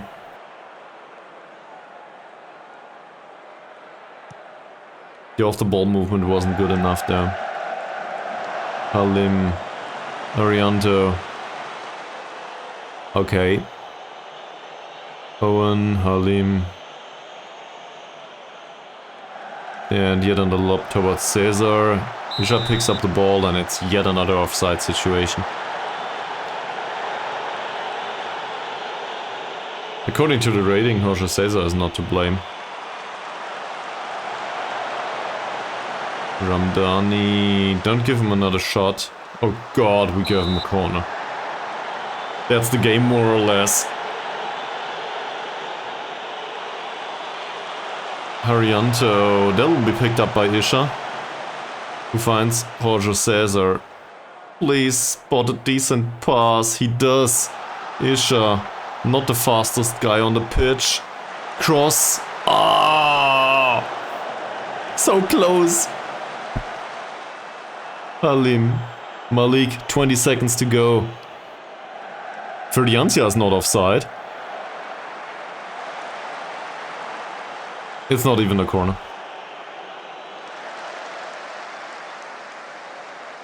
There's so many minor mistakes today. that just didn't go our way. Situations. Ferdiansyah. Again, there was one player or two that went away. Yeah, not sure what to say about things. What's your opinion?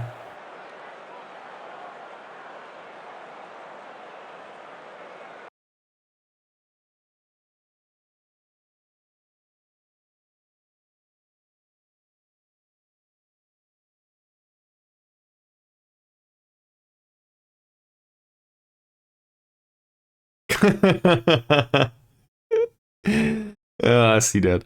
A good friend of mine tried different installments of Football Manager, and it feels like he can play that for half a season, and afterwards we'll throw it out of the window.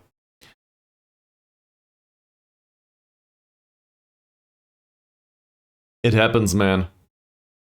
Just think of all the matches where you start into the match, and 3 minutes into the match, one of your defenders decides to go for a straight red card. Something like this happens. So I don't know.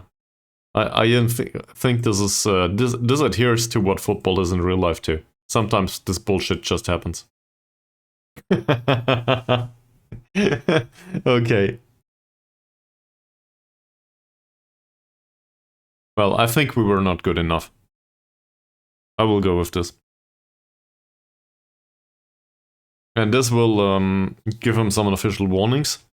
And now we will basically play the B team. As much as that's available.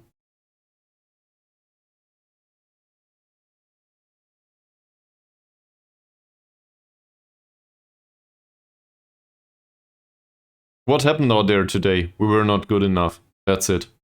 They had one shot on target. One.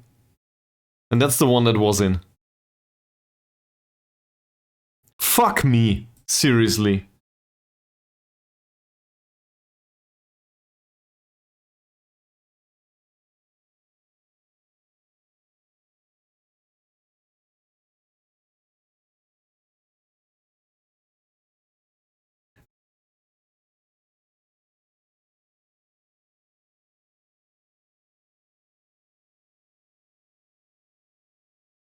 Well, that Ari Ramadan apparently is on a 7.9 rating, so I guess he was fine.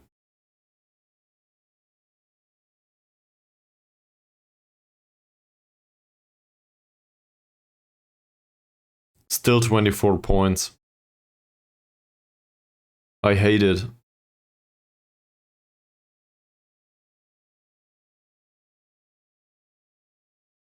Abdullah made his debut though.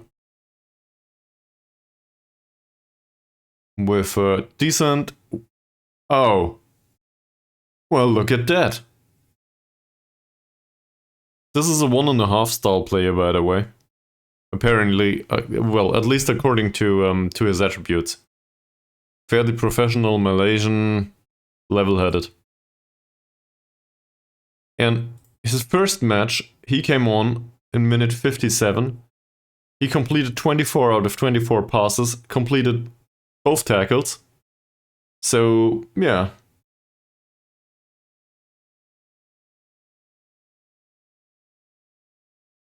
Hi. Welcome, share is single, do not mingle. You've been playing FM since FM 13.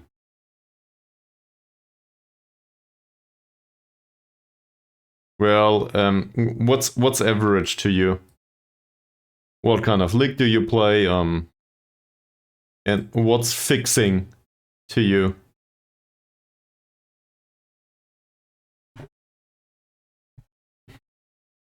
Also, did I mention welcome to the stream?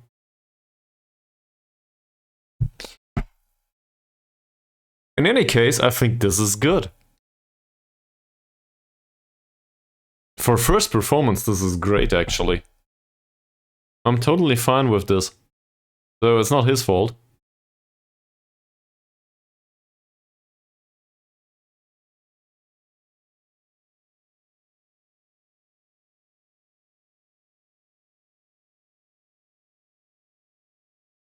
You will take what?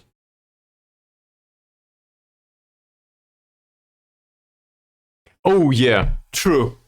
That's true. This is an obvious Mika Billion situation. But given that I played a 4-3-3, and we were rather successful with it, I think. In case you're interested in a lower league solution, share a single, do not mingle. There's a YouTube video, how to play possession football as a lower league team and football manager. Some guy named No Use for My Soul did that. So you can have a look at the team back then and maybe deduct something for you. I think in a 4-3-3, in a 4-3-3, you gotta have options that score from midfield, or at least provide a lot of chances. It's not about Moody's form. Don't be annoying.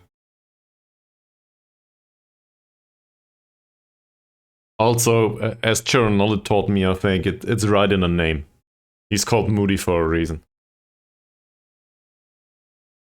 On paper, though, he's very consistent. I don't know.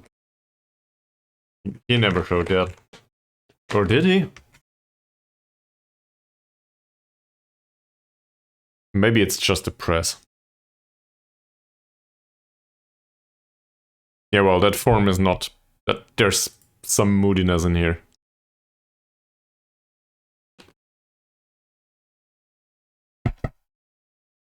Ouch. Sure, I have confidence in him. Why not? So now we will play everybody that never played and hopefully still go through to the second round. Given that we won the first leg 4-0 away from home.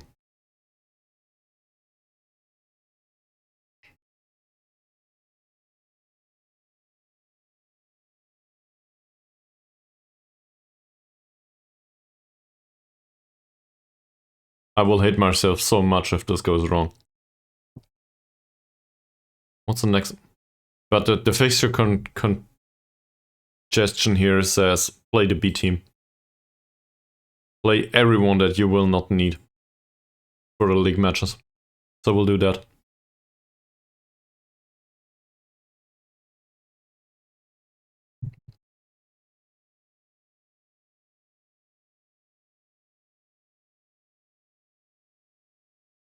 Well, Mr. Sherry Single, you don't do not mingle. I think no, I'm not sure if he left. Might be. The user list in the chat is very how do I put this? Unresponsive. So he might still be around. But the viewer account never really updated. There's some people, same as the bots, they just open the chat and don't even watch the stream. And I don't know why that is. My favorite is also is always the people coming in and trying to sell stuff. And there's like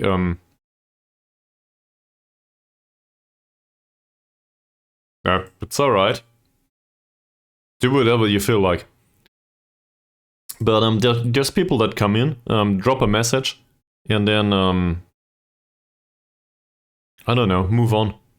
They just come here in here for a conversation and not for the stream. Thanks for the follow. Thank you very much for that one. That should make it 96. It does. Fantastic. So let me have a look at that Imgur post. Okay, so that's the tactic. Also, this is apparently way above my pay grade, given that Klosterman and Benzibaini are within this. You got friggin' Vlachodimos in that team. Yeah. I'm still bleeding. My heart's still bleeding every time I see Vlachodimos. Given that he was born and... nothing born. But he was educated in Stuttgart. And they were like, oh, well, he's not good enough. And 3 years later, he won Europa League, if I'm not mistaken. Or something like this.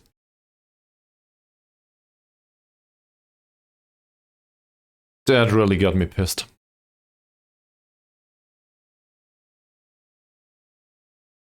The full scout report apparently is our squad.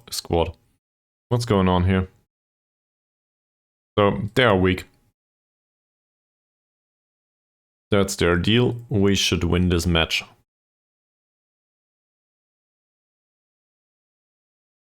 Also, I need to get fresh water. So, I hope you can deal without me being here for, a minute. BRB.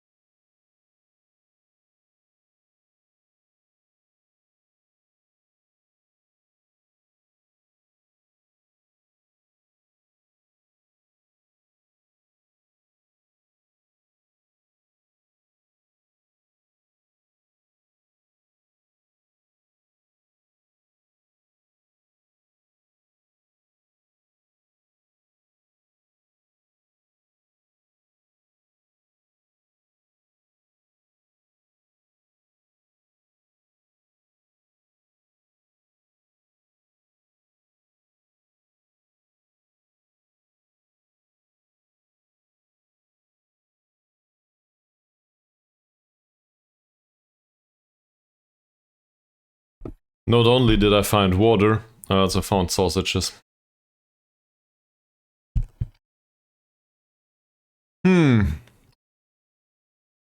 Yeah, so, about that tactic, going back to that topic, because I want to be helpful, you know.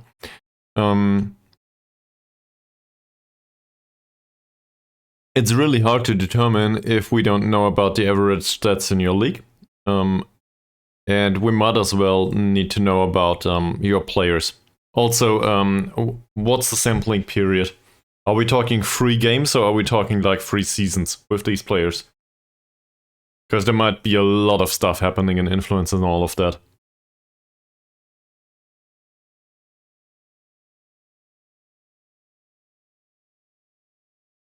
If you're getting results, why would you want to change it?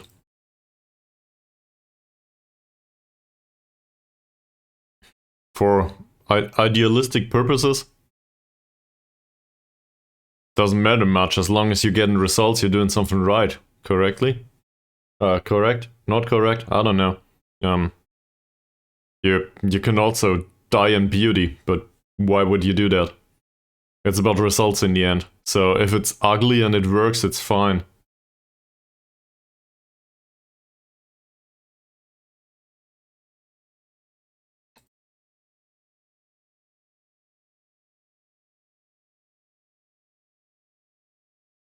Oh, this is next week. Yeah, so this week we will do that. That's fine. And hopefully next week everybody will be ready to play a series match here.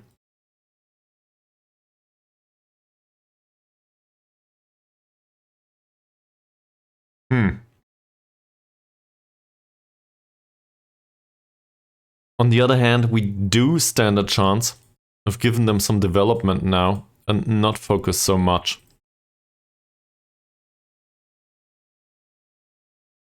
on the match preparation all over again. We do not need that many points anymore.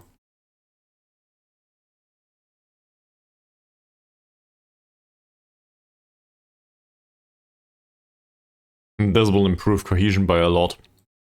So, still willing to do that.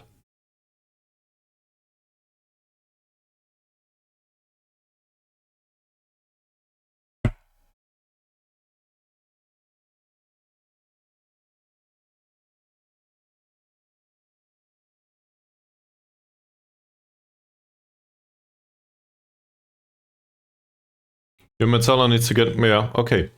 So what's a Metzala like?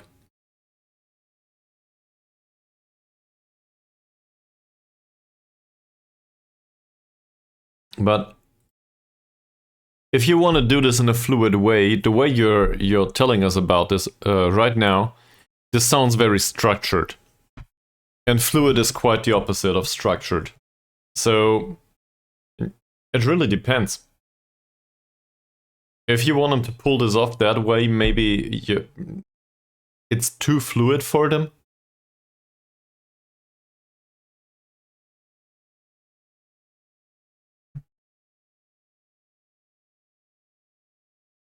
But you're getting to a point in this situation.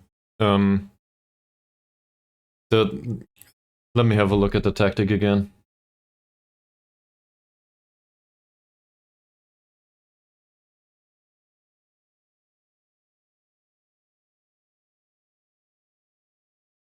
I would argue, so not knowing the players, I really don't know about their strengths and weaknesses, but I would argue that this is a formation that, well, the attack duty on the complete forward, and the two inside forwards, basically all three of them are attacking the same space.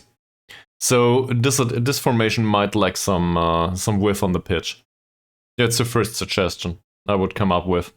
The second one is Patino is not really threatening, given there is a lot of distance between the striker and the Mezzala. So I would argue that maybe, that's the way I did it, that maybe Patino should go on attack duty in case he's good at that. And Cancellieri maybe should be on support duty. Also, inside forwards are fucking rubbish at defending. You're basically playing with 3 strikers, 3.5, including the Mezzala. So I have a hard time coming up with a reason why this should be very consistent. And there's a lot of creativity in this team too.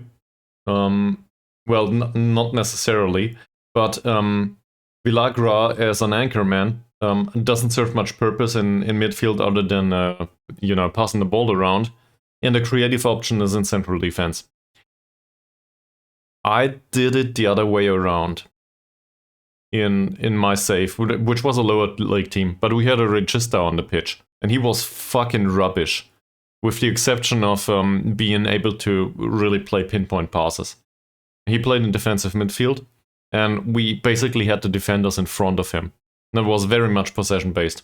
It worked, though. I'm still very fond of that player.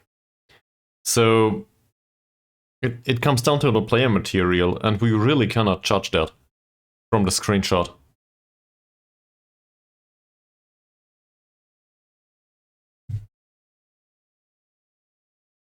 Well, in that case, what do I know?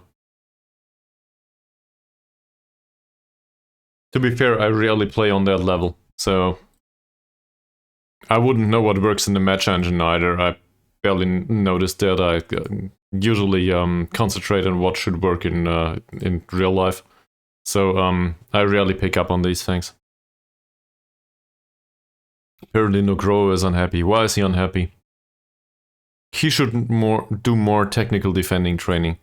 Could you stop it, please? Just go back to your parent club if you want to be annoying.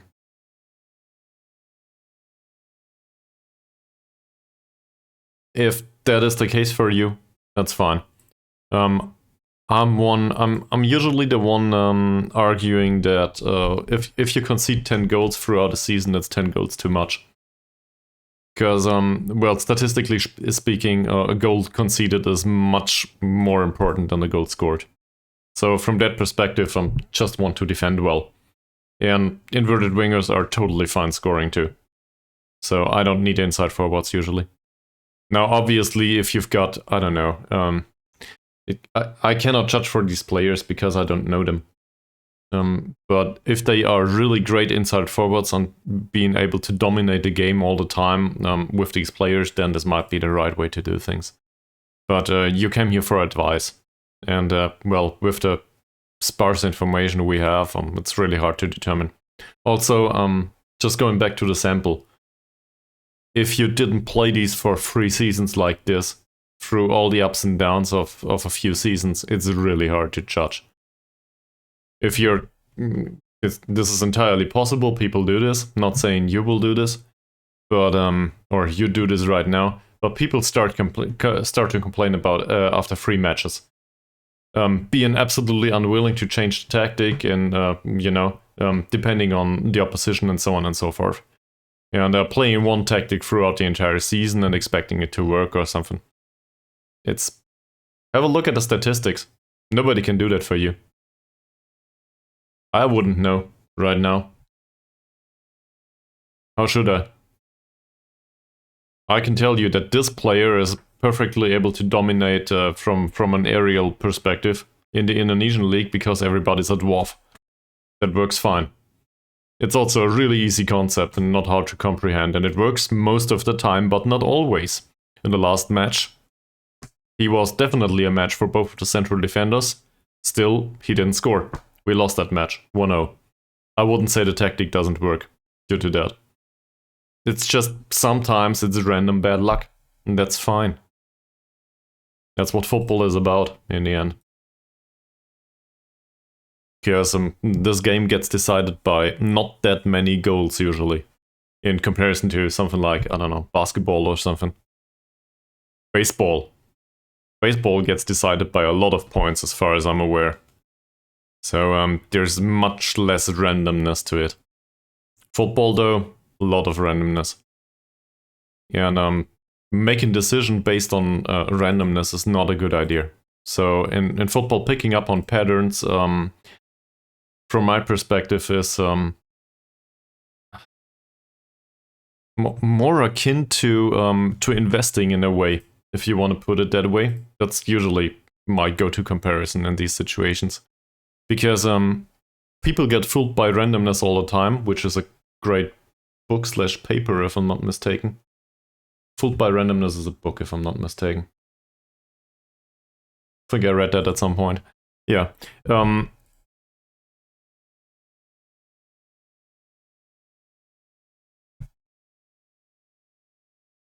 I don't have a problem with the Anchorman.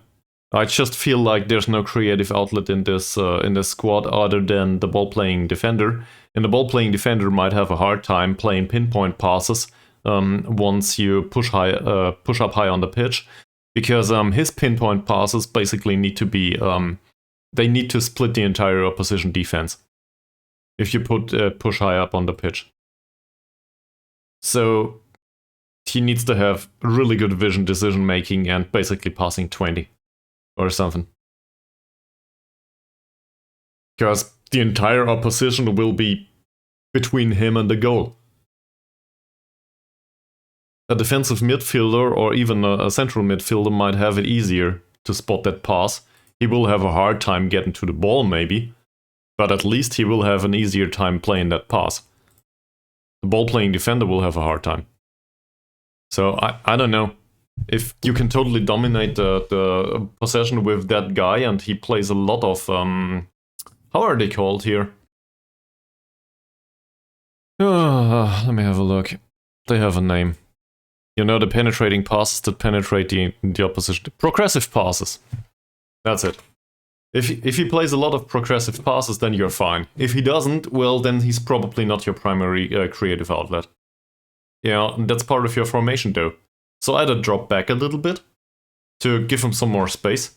But in this situation, I would argue this is a problem with the roles and not the formation. I would argue it's probably better to give that role to somebody else that is a bit higher up on the pitch and has an easier time to play these progressive passes. But who am I? Maybe I don't have it right. And just to put that out too, free attacking duties, to me, that sounds like counter-attacking usually. If possession-based systems, in my experience, work really well if you have 1 or 2 on attack duty, and most of the others are on support duty, and you just pass the ball around most of the time. Sometimes you go out with a 0-0 and that's okay. Just take away that draw. But at least you retain possession. That's basically the dying in beauty concept. But the goal scoring threat usually comes from 1 or 2 players and the creativity and their good decision making.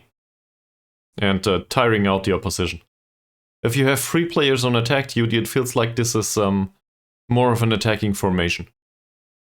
Getting the ball forward much faster than it is usually the way in possession-based systems.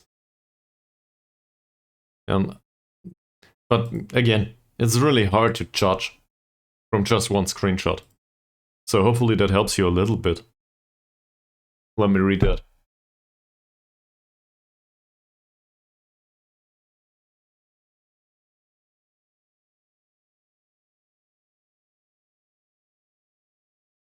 Well, I'm not sure about the fullbacks. I was told fullbacks are really great. I use wingbacks most of the time, even if they share, the way it is here. I did the same in the 4-3-3 because I like their running down the wing, in particular using inverted wingers. It's not that different formation-wise. And I used the 4-3-3 for quite a long time,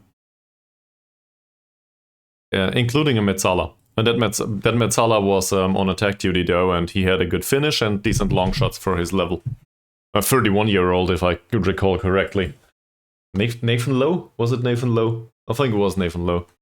So not a particularly interesting player, but a good one for the non-league team. And he scored 15 goals within the season, so no complaints. But I had an inverted winger on support duty on his side. So he's probably retired now. I think it was Low. I always confuse him with the inverted winger that didn't really... That's the wrong one. He's way too old.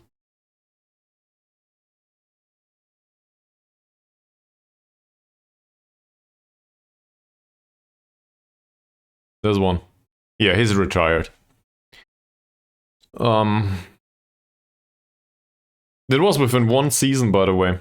We can probably... Do we have history here? No, we don't. But I think my point stands. You can have a look for that on YouTube too. I think he's part of that video actually that I made about this. So that's really the best I can do here. Share a single, do not mingle. I don't know if it will help you, but at least it will show you another team that does possession-based football and what went right about it. So maybe you can deduct from that what might be a possible improvement for you. Also, sometimes stupid and simple is great. And in my case, this usually includes a target forward. Not always, but it can. Let's get rid of all of these. So, we will play a cup match. Coming back to this squad. Hope that's okay. And to be fair, Nathan Lowe is a legend to a degree for this stream. But it feels like Nathan Lowe, despite his performances, has been mentioned much less than, for example, Antoine Pouget. Just because Pouget was such a pain to deal with. And also, I remember Ishak Al-Holmstrom quite fondly. He was fantastic. That said, yeah, Roger César probably will outscore Ishak Al-Holmstrom. Despite Ishak Al-Holmstrom being way better as a striker. True, but Speedy Boy kinda... He was stuck at some point. I think I sold him myself, if I'm not mistaken. We threw him out the window at some point, right? We carried him out of the club, Speedy Boy. Because he was highly susceptible to injury and, you know, he was a speedy boy, but that's about it. Okay, going back to this team. So, who should play? Everybody that needs to develop. So this is you. We will play Abdullah, actually. He needs the sharpness. And he needs to, you know, kind of learn the formation and stuff. Central defenders is a hard time determining. I guess Yulianto can play. And we will also play infantry. Because why not? I will definitely play Utama here in this match. Oh, hopefully we will not lose this by more than 4 goals. He can start. We have enough ball-winning midfielders that somebody can play there. In this case, Isvantoro, for example. Oh, somebody wants Isvantoro. Who's that? Yeah, we want him at the end of the contract too. Can we... We will have a short break now from determining the squad. Can we just buy him? Does approach to sign include a fee because he's 19 years old?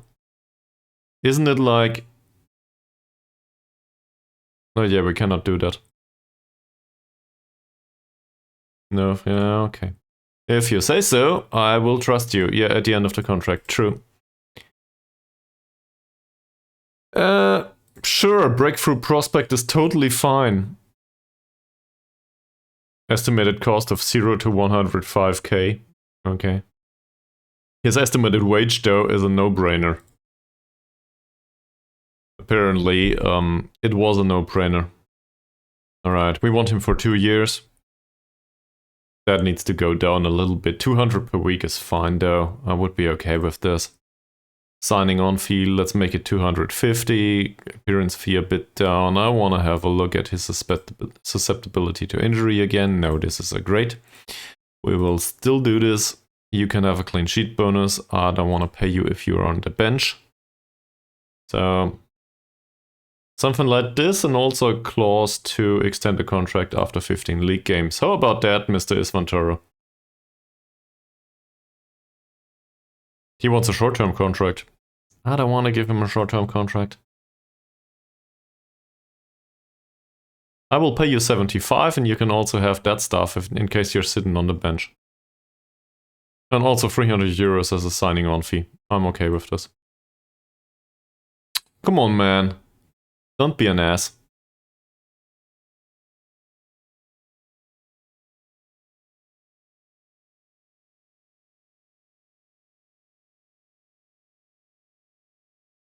Okay.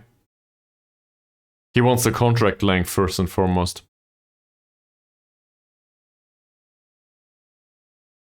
Fine. I'd rather take him for 1 year, given that he's rather cheap and a decent backup and has some development in him, than not at all. Yeah, exactly. That's the argument. So I will still force him into 210 euros though. And maybe put this up by 25, so hopefully it helps. Because this is basically no money whatsoever for our club, and this will be, you know, at the end of the contract, so next year. Being a backup as a defensive midfielder next year, and also for central defender in case it's absolutely needed. Yeah, I'm okay with that. And now we will go there, and we will not put in a 5% wage increase, but...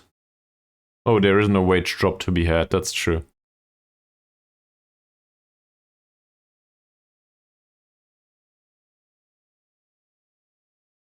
But we can do some of this stuff.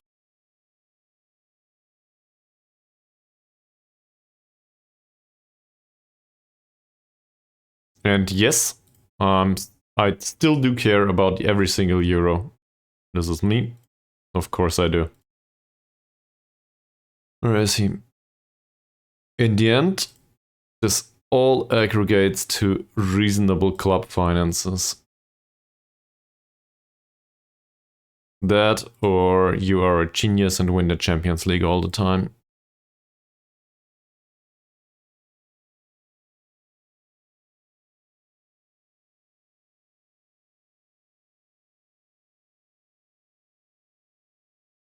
This does not seem really important to him.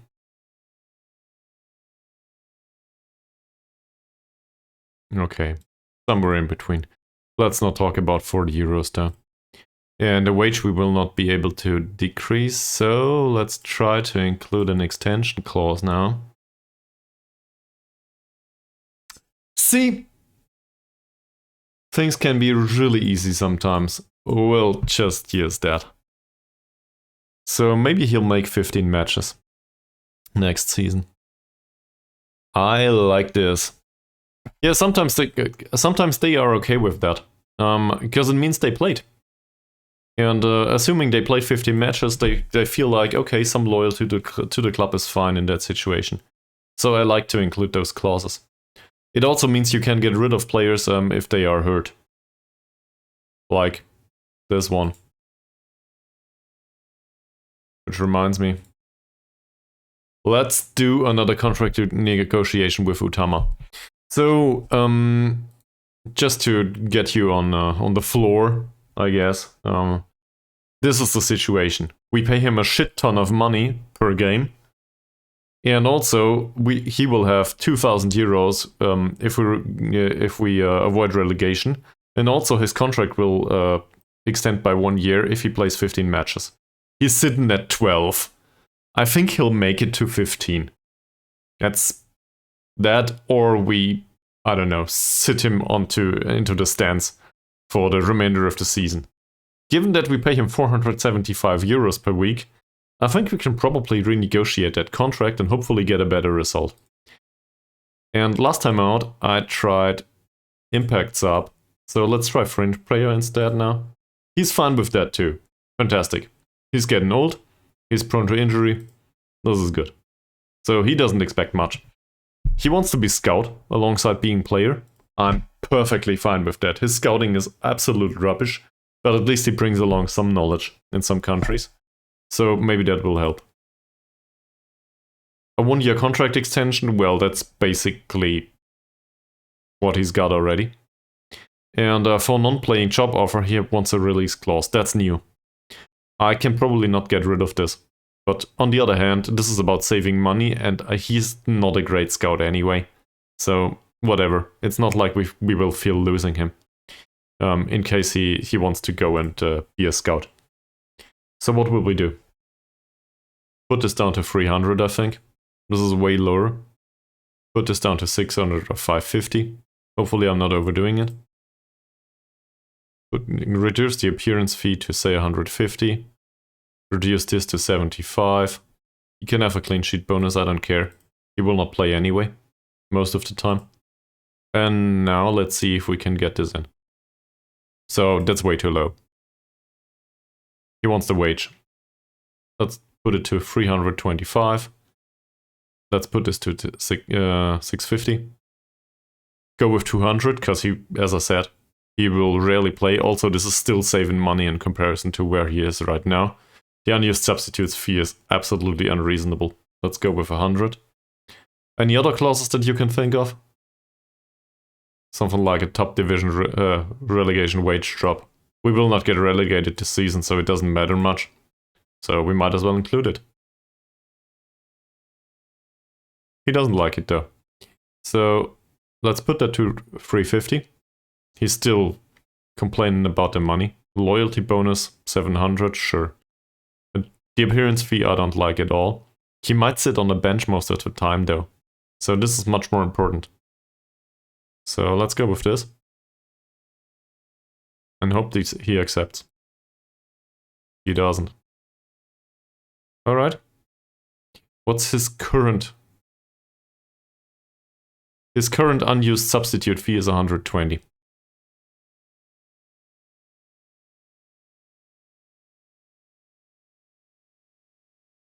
Let's give him the 150. Who cares? That's a lot of money though. So maybe we can reduce that later on. But for now, I feel like this is still way less money than he earns right now. And to be fair, he is a decent backup sometimes. He has great technicals and really good mentals, right? And I'm not really negotiating an additional year of a deal. I'm just trying to reduce the wage because the additional year is more or less set in stone. This is about reducing the money spent. It's not about we want Utama for another year. He'll be around for another year anyway. That, or we need to sign another player as a backup. And I don't want to do that. So, yeah. This is money reduction. That's all there is to it. Perfect. And now we'll try to get rid of this. Nope. Well, Mr. Utama, we have to talk for another 15 times. Let's see what you are made of. I do not part with money that I do not have to. Usually. This all seems reasonable. Okay. I will not touch the wage, because he will insist on that anyway. The appearance fee he will insist on too. Of course he does. Which leaves us with a clean sheet bonus.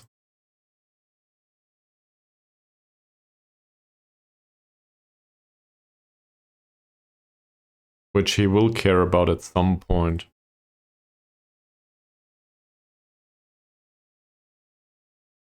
Here we go. Saved us 25 euros per match he appears in that we have a clean sheet on. Okay. In comparison to this, that's friggin' fantastic. We dropped his wage by a third. More or less. Look at this training performance. For his age, this is totally fine.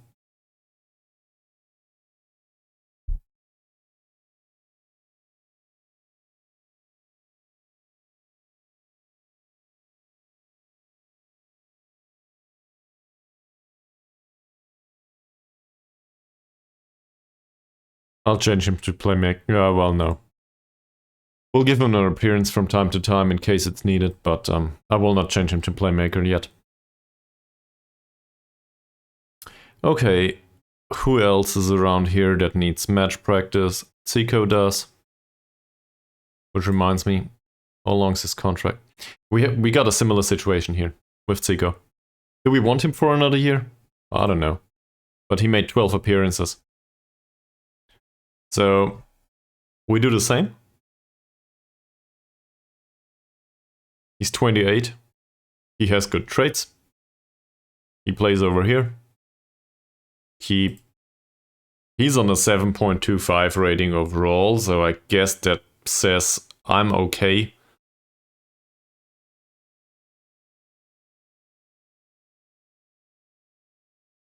So we want him to have a new contract until 32, basically. Let's ask the agent.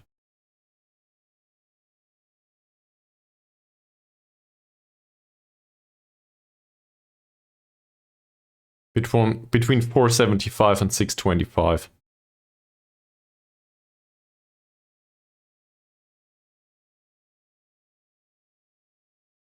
Okay. No, I think this is a bit much, wage-wise. So let's try to reduce that.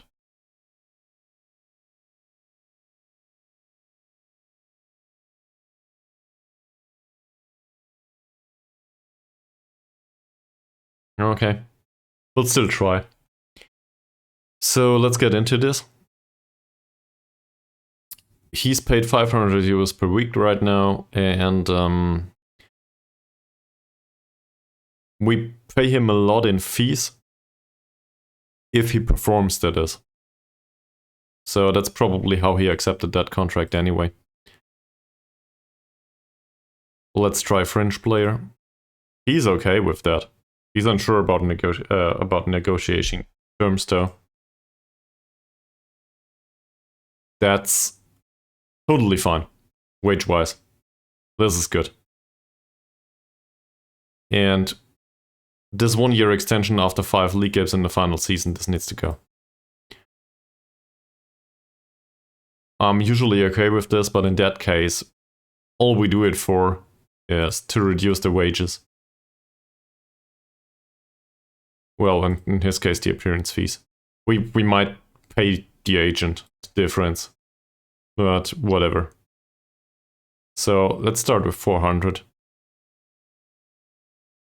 We will always pay the agent, no problem. How's he? Very best deal for himself as well as the client. Okay. So let's reduce this too. Say to 75. Maybe this is a bit much, but whatever. How should I know? Oh, he doesn't insist on the contract extension. That's good. Okay, so the requested wage is the first thing that comes to mind. Given that he earns 500 right now, this is a serious reduction, so I'm okay with that. What was the last offer? We offered 500 as a loyalty bonus. So let's go to 600 here. This is usually where there's some wiggle room though. And the agent can have his fee of 1k. Maybe that convinces him. What did we do last time out? 175.75. So let's pay him 120. The 80 gold bonus. Also 80 here. And we will add an assist bonus. Because, again, this is some sort of hedging. As we discussed in previous streams. I'm totally fine with paying him an additional 80 for an assist. Also, if he's injured, I will not pay that. Because he cannot perform. So, way better than base wage. He can accept that. This is still not good enough. The wage. We had this at 600, so let's go to 750 now. Give the agent his 1k. Put the appearance fee to 130 maybe, unused substitute fee to 100, why not? That's still way better than paying him this wage the entire time.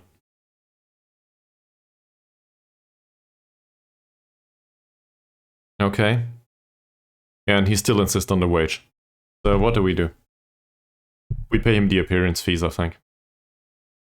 We force him into the 450. Pay the agent an additional 100 euros. Give him the appearance fees that he wants. And that should push him over the edge. If it doesn't, we'll have another try in the future. It's not like we need to renegotiate this right now. And this is saving 50 euros a week over a whole year. So 50 times 50, that's 2,500 euros. So from that perspective, this is still saving money. If we deduct the agent fee. It doesn't though. Yeah, it was worth a try. So maybe if we don't play him that much, he will realize that his position in the squad is not that important anymore. Imbiri didn't score, but Isha needs some match fitness, so there's that. Who else? I guess we should play Sumardi. Sumardi's not a target forward though. In fact, we should turn this around. Sumardi will play Shadow Striker, that's his training position, I think. Yes, it is. And Isha will do the target man. And on the left wing, I think we can go with Ari. Tabuni also needs some sharpness, apparently. Same as Haryanto. Okay. And on the bench, I think we will take the usual suspects with us. Those that are sharp, those that are good performers. Those that do not need time to recover. Tabuni seems reasonable anyway. And we can bring along Sukipto and then probably a left defender, that would be Arianto. Tabuni is a playmaker-ish type, and then we need some sort of winger. I guess that makes it...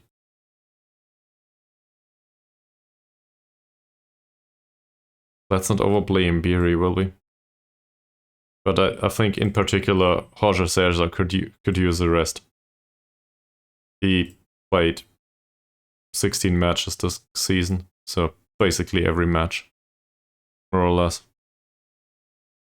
I think that's fine now. Imbiri and Moody. There's no replacement for the target forward other than Ari being on the pitch. But whatever. This is against a non-league team anyway, so hopefully they'll make it. And to be fair, the result barely matters. Even if we lose, they need to defeat us by 4 goals. So let's have a look at this.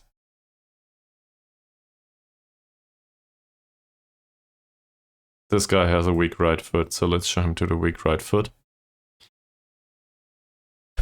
His bravery is also shit, and his dribbling is not great, but I'd rather not go strong on him.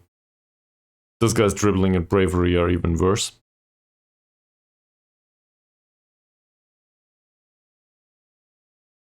In his case, going in strong is probably a good idea.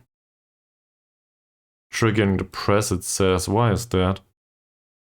His composure is bad, and he's got bad passing, so that might just trigger a loss of possession. He's right-footed only, so let's show him to the left, which means he will be shown inside, and he will be shown inside too.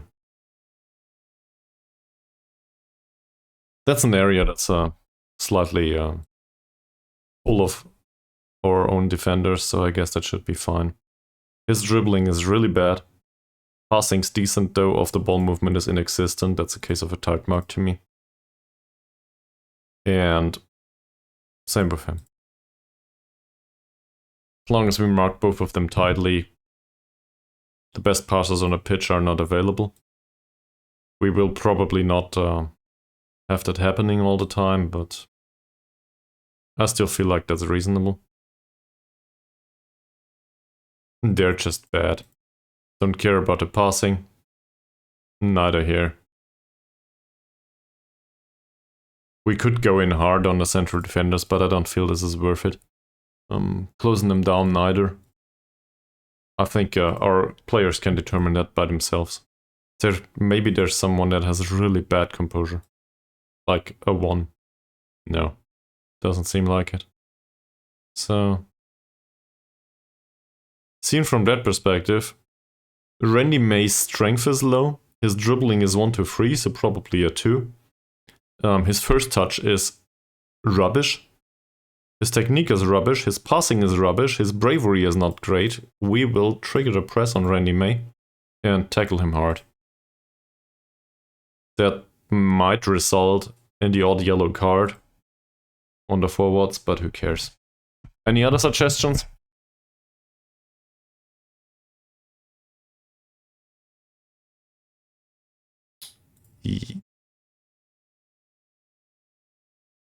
Going back to the opposition once more. None of these have great jumping, right? Jumping, and well, his jumping is fine, his strength isn't. So, despite us playing Isha as a striker... Yeah, but think about what we need. We do not need to score another 4 goals. I realize how you think about these things. But we won the first leg by 4 goals. We won it 4-0 with this tactic. So, why would I go overload or positive? I'm perfectly fine with a draw. Make it an 0-0. Who cares? That's totally fine. Let them come. And then we'll put them to the knife. Also, given that I played a beat team, if I can call this beat team and not under 21s at all, I think being cautious is the better approach. I don't want to try to dominate them with our rubbish.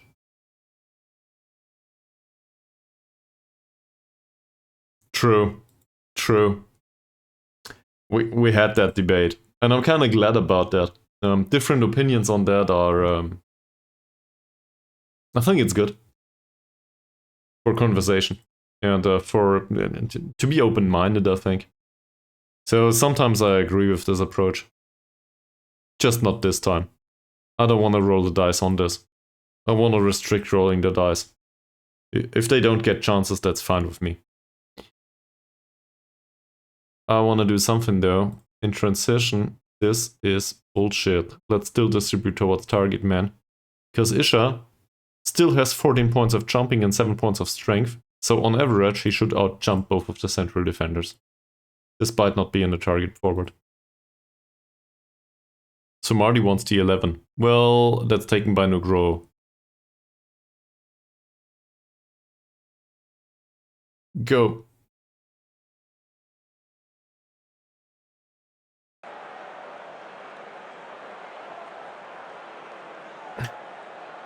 I really think this is fine. I also very much enjoy standing corrected. I feel like being wrong about things isn't a bad thing, as long as you're willing to correct your opinion if you're faced with facts. Facts, though, is very hard to determine.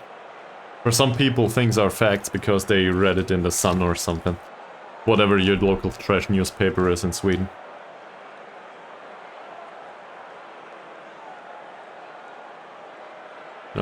My purely imaginary girlfriend always tells me that I'm Afton-blooded. Well, that's something that I really don't need to know, I think. But now I know. No, but I'm usually told that it happens from time to time, that I realize at some point that XYZ is correct, and then people tell me, well, we told you like half a year ago that it is that way, but you didn't believe us because we didn't have scientific evidence, or a paper, or something, to quote. And I'm like, yeah, so why didn't you bring the evidence? And they're like, well, we didn't read the evidence, we didn't know about it. And then I'm like, why should I trust you?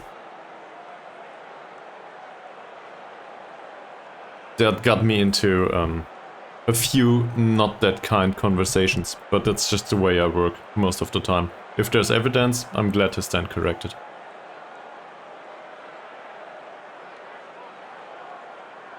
No complacency is a good idea, I think.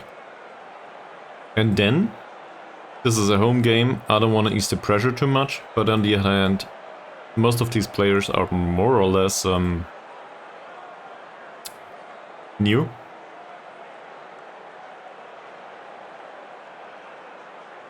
And some people hate that, by the way. It's like, well, Mikabillion, I told you that a 4-1-4-1 is not a good formation. Trust me on this. And you're like... Because what the hell? If I cannot bring up arguments, why would you trust me on that? Also, by the way, I think a 4-1-4-1 is totally fine. In attacking as well as in defending. The way you play it, really great in attacking, and if you do it with two central midfielders and defensive wingers to shut up shop, it's totally fine in defending too. You can be really an ass with a 4-1-4-1 and basically shut up shop completely. And I like that. As long as it works. Who cares about goal scoring? Play with a poacher and two ball-winning midfielders, and an anchorman behind them. Works. Is it pretty? No. But who cares?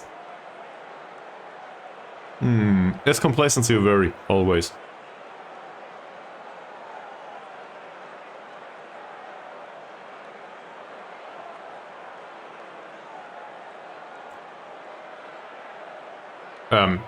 This is an unimportant match.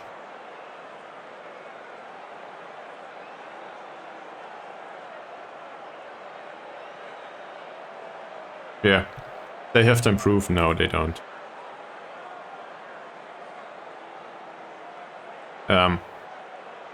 Given these, I would say they are totally fine.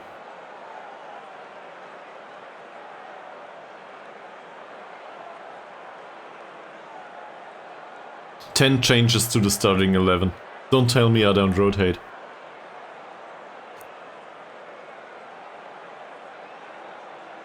This might even be somewhat evenly matched. Alright, let's go. Place your bets for the result. There's nothing to win but glory.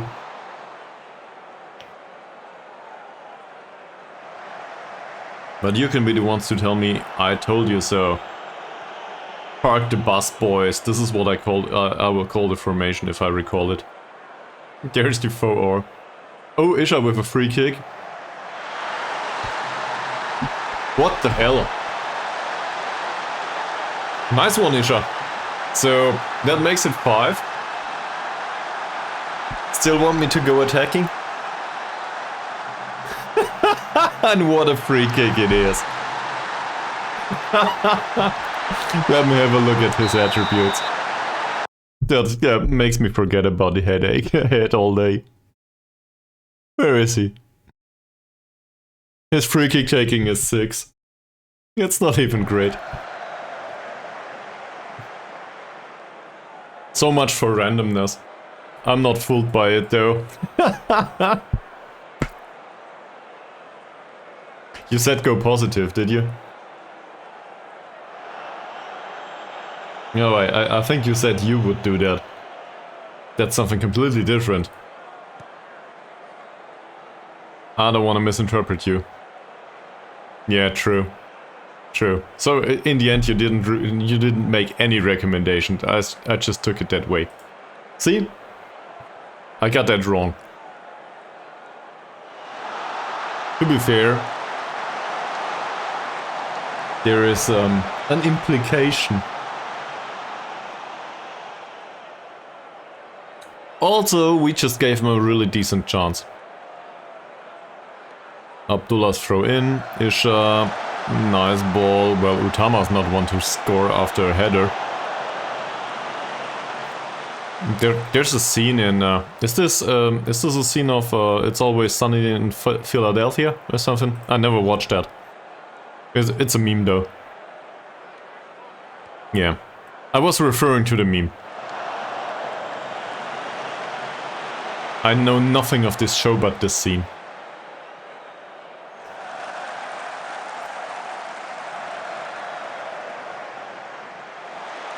Sobor.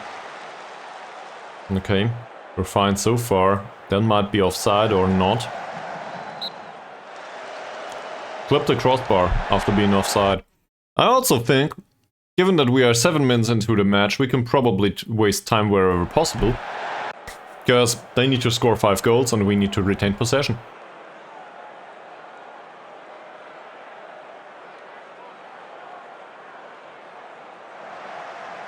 The defenders have a hard time doing that though. Oh, we are also with our new goalkeeper. True. Well, let's praise the team. They've been doing fine. And apparently they like that. They are a confident bunch now.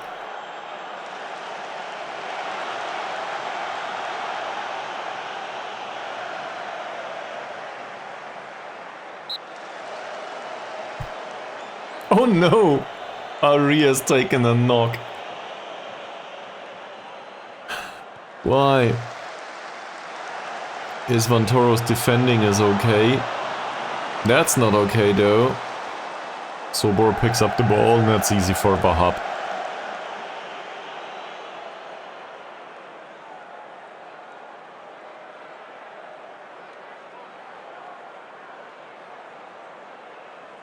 This is where you tell me that you lost another... No, you didn't lose the last one, right? Did you have a similar situation?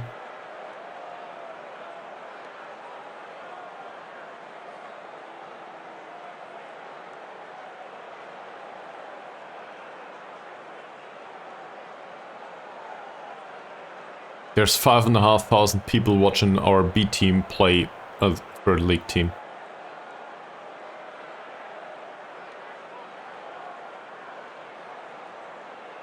Moody.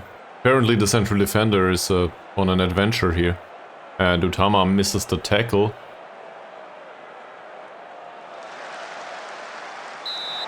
That's shitty. But it's just a bump in the road.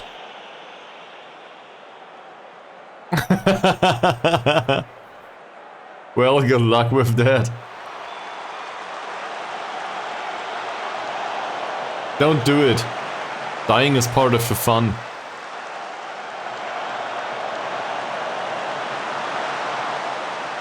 It's a football manager is about managing in these circumstances. Think about what you can do.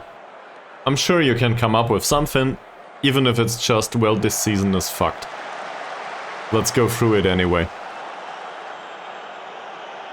I don't know, play the youth. Make some money on it. Who cares? You don't have to win it. Zico, is this offside? It is.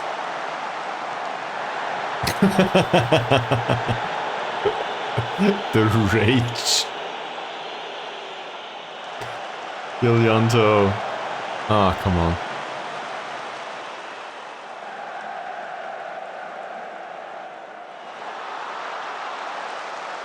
Well defended by Gillianto. Here's Van Toro's ball. He just clears the ball though. Moody. That's over.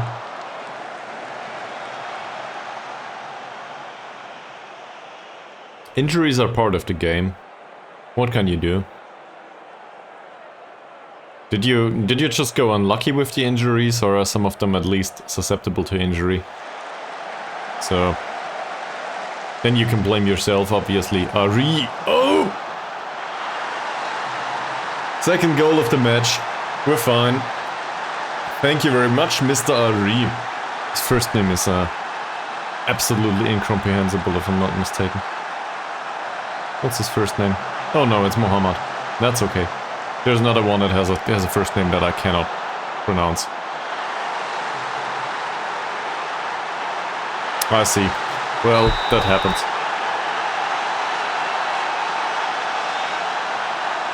True, yeah. And now they're starting to be complacent. Fantastic. After 6-0, that's probably understandable. So I will tell the entire team to focus, which will not go well. Also, their crossing has been absolutely rubbish so far. Isha and Ari, both of these didn't score recently. Oh! So Marty is single-minded after the feedback, Ari is confident, Infantry is overwhelmed because he's stupid. Infantry's free kick. Bah! That might have been the third. That was really close. Also, Ari is exhausted already after 42 minutes. Yeah, he got that knock right. A tight thigh. So Marty. Ari again, Ari. Well, somebody wants to go for the hat-trick.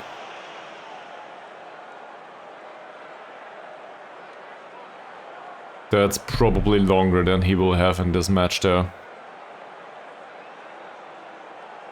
Alright.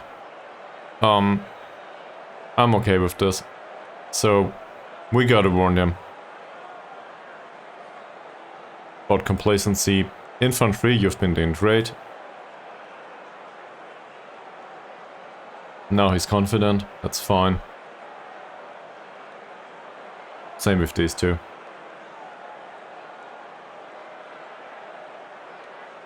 Okay. Sumardi, not so much. I think that's not good enough, so we might as well tell him. He doesn't care. Goalkeeper on his debut was fine too. To be fair, he was rarely threatened at all. So we will give Ari another 5 to 10 minutes. And then we'll see what will happen. My primary concern right now is that we do not concede a single goal. Otherwise, scoring 6 goals in 2 cup legs is probably okay. Also against a third league team, I'm okay with this. Abdullah Sumardi. What will he do? Not much. Abdullah. Sumantri, not be confused with Sumardi. Oh, Zico. Oh, Zico. Next the ball of the defender. And that might have been the third.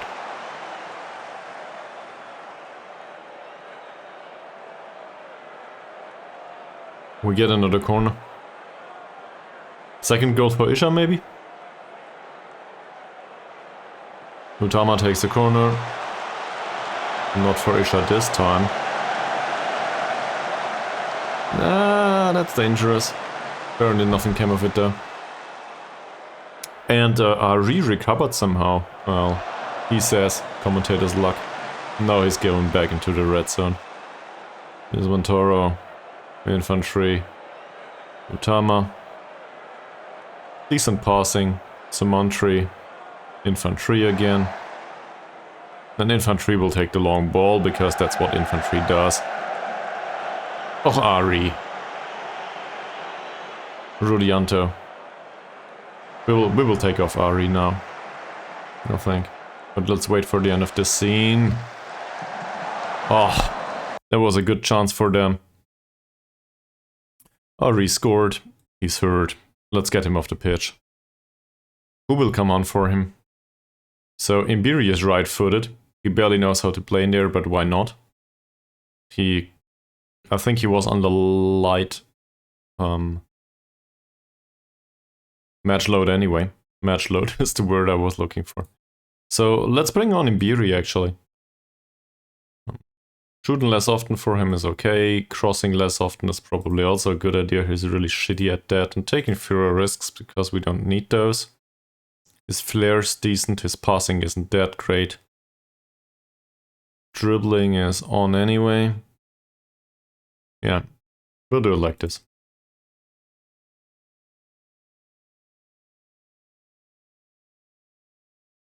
See you on the other side. You will miss the whole second half of the match though. How can you do that? Isha, not bad. Samardi. Oh, that's a great ball for Zico. What a save by Iqbal. Good stuff. At this point, Zico should have scored. Is Vantoro. Yeah, it's a lob towards Isha. Okay. That chance wasn't that great, was it? Giulianto is exhausted. We'll take him off, right? Wait for the end of this scene. They are going more attacking. Well, being 6 goals down, I would probably do that too. They need.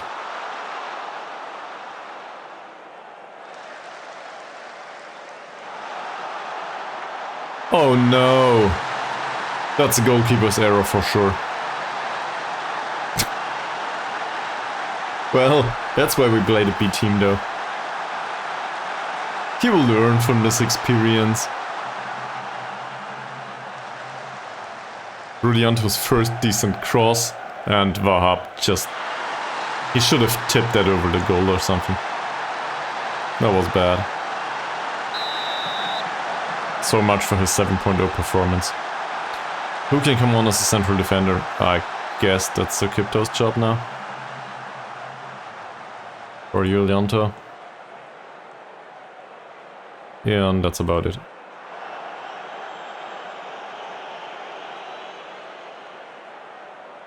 There you go, man. Also, I will try to tell them to focus.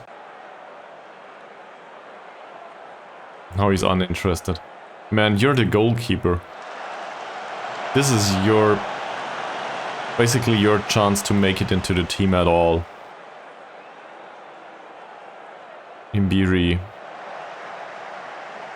Imbiri passed everyone.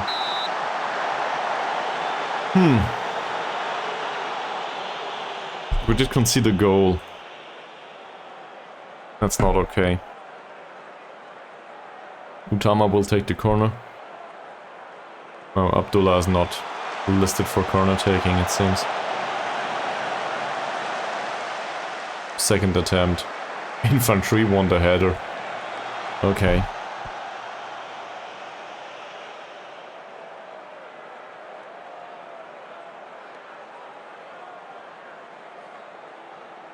Utama, Sumardi, Isvantoro, Infantry, Utama, Sumantri, loses the ball, not good as a playmaker, to lose the ball.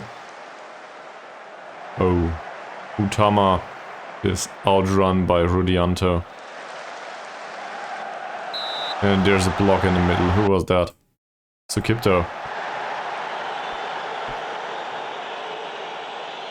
Well, we certainly gave Mr. Lessy a chance to make an impact. That's not good. Rudianto has a decent game now too. Imbiri picks up the ball. Will there be some sort of long ball? Apparently not. Zico. He should be great running with the ball. Should. Isn't though. Nah. That's clearly a foul.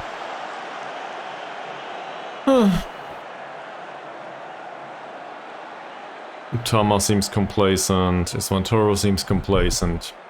With that result, sure. Rudianto with yet another free kick. It's a draw now. 2 away goals. Still up by 4 goals.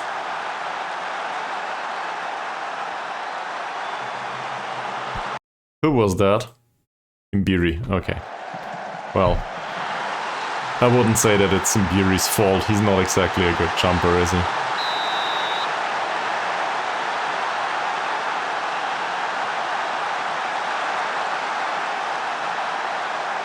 In fact, they're really bad at this.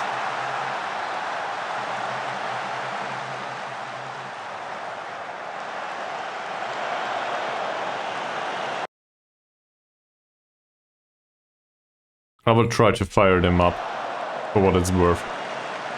Maybe that helps. We've got 15 minutes to go.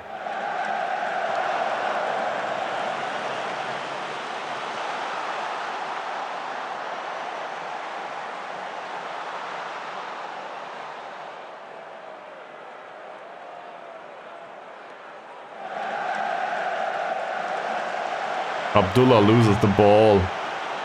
In their own penalty area, man. That didn't help. Well, Sukipto was delighted.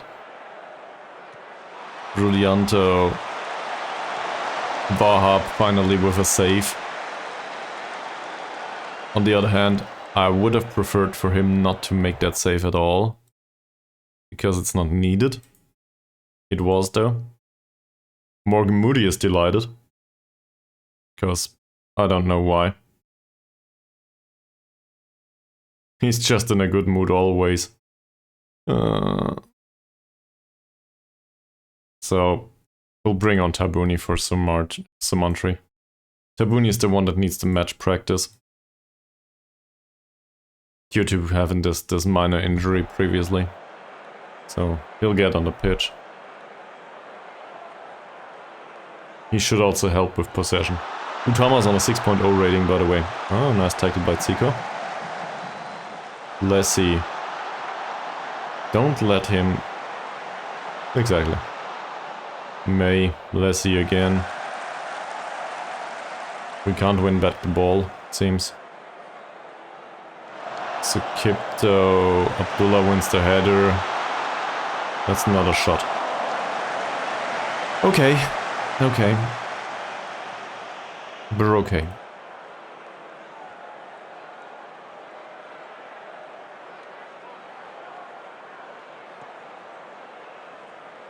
Really long ball by Pambudi for Rudianto. Utama wins the tackle. Doesn't win the ball though. And we gave away another corner.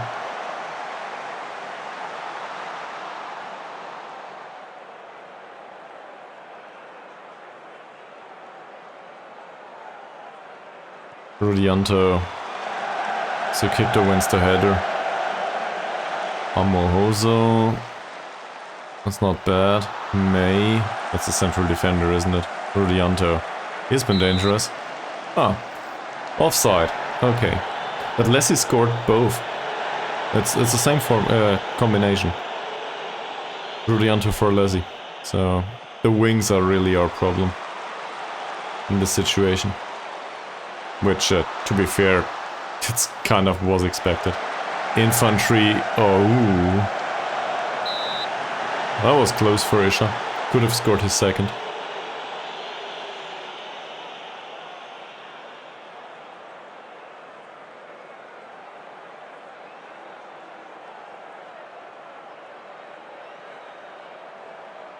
Utama takes the corner.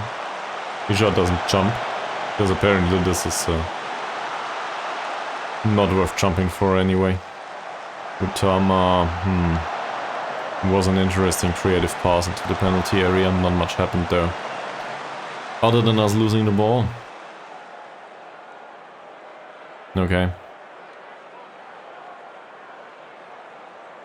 Well, first leg won this for us. So Mardi, infantry, Isvantoro, Tabuni, no great pass, infantry, that's not good.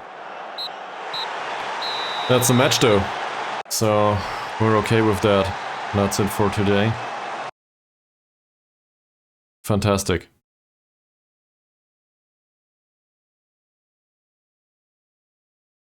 Yeah, oh, I will tell them. I think they should watch for complacency. And in particular the young ones. Well, to be fair, all of them.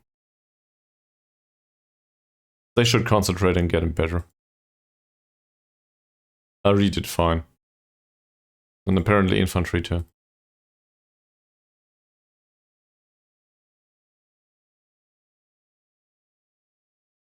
Yeah, I was.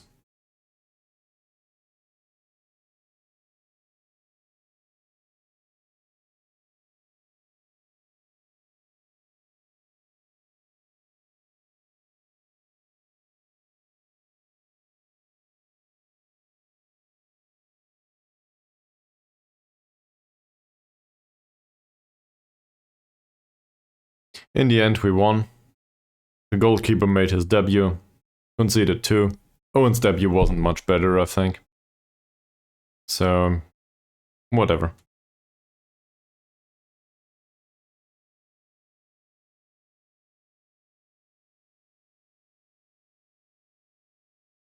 We won the second round, so we go through to the third, which means we get 18.43k. He made his first appearance, which is good. So now he's got some experience to spend. It's command of area, by the way, as a training. Oh, that's together with rushing out. I don't like that. The one-on-ones are shit though. Kicking and throwing is not great. First touch, passing, and vision. But his vision is shit. His first touch is 1. His passing is a whole 2 points. So we'll put him on this.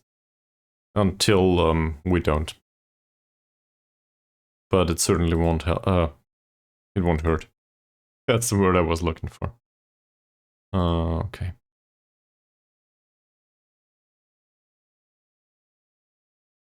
There's a match rearranged because we will have a cup tie. I'll deal with this later. 2 weeks. Yeah. And Club Finance says that we are bleeding money, but not this month. Not yet. Yeah, the longer it goes, the second round. So, first round we had a second league team, and this round we had a third league team. So, now we will find out who will play next time. Is it predetermined? Oh yeah. We will play a second league team. PSIS Killer Cup. Whatever that is. They are a bit better than what we faced this time. So we stand a good chance to get another 20k. Let's have a look at the cup competition. Where is it? Competitions. It should be somewhere here. With C. It's basically the last menu with C that I could have clicked. Fantastic. So it's not that many teams in the third round anymore. We are expected to be competitive. I kinda got that. Let's have a look at the rules. Third round is 23k in prize money. And will the third round be 2 legs too? I don't know. Winners qualify for quarterfinal. Yeah, that's good. But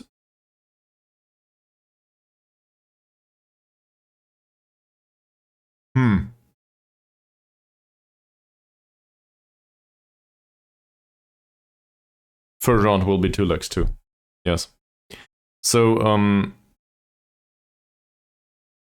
that increases the chance of getting a fair result and less randomness. So that should be in our favor, actually. Assuming that we put a quality on the pitch. That we undoubtedly have. That said, we are somewhat a second league team though. We got really lucky in the first league this season. On the other hand, our concept should work in most cases. And, well, for that cup game, the concept is probably Roger César again. In case it's needed for both matches, otherwise for the first at least. We will play the away match first. No, we will play at home first. So that makes it more difficult because away goals count here.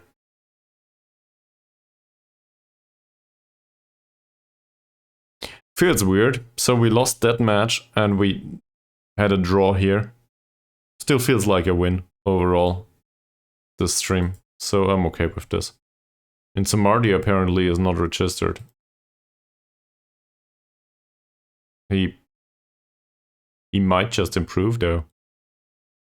I mean, we played him for like a whole cup game now, didn't we? If that doesn't help with the development, I don't know what does. We're playing the youth. Oh no. Okay.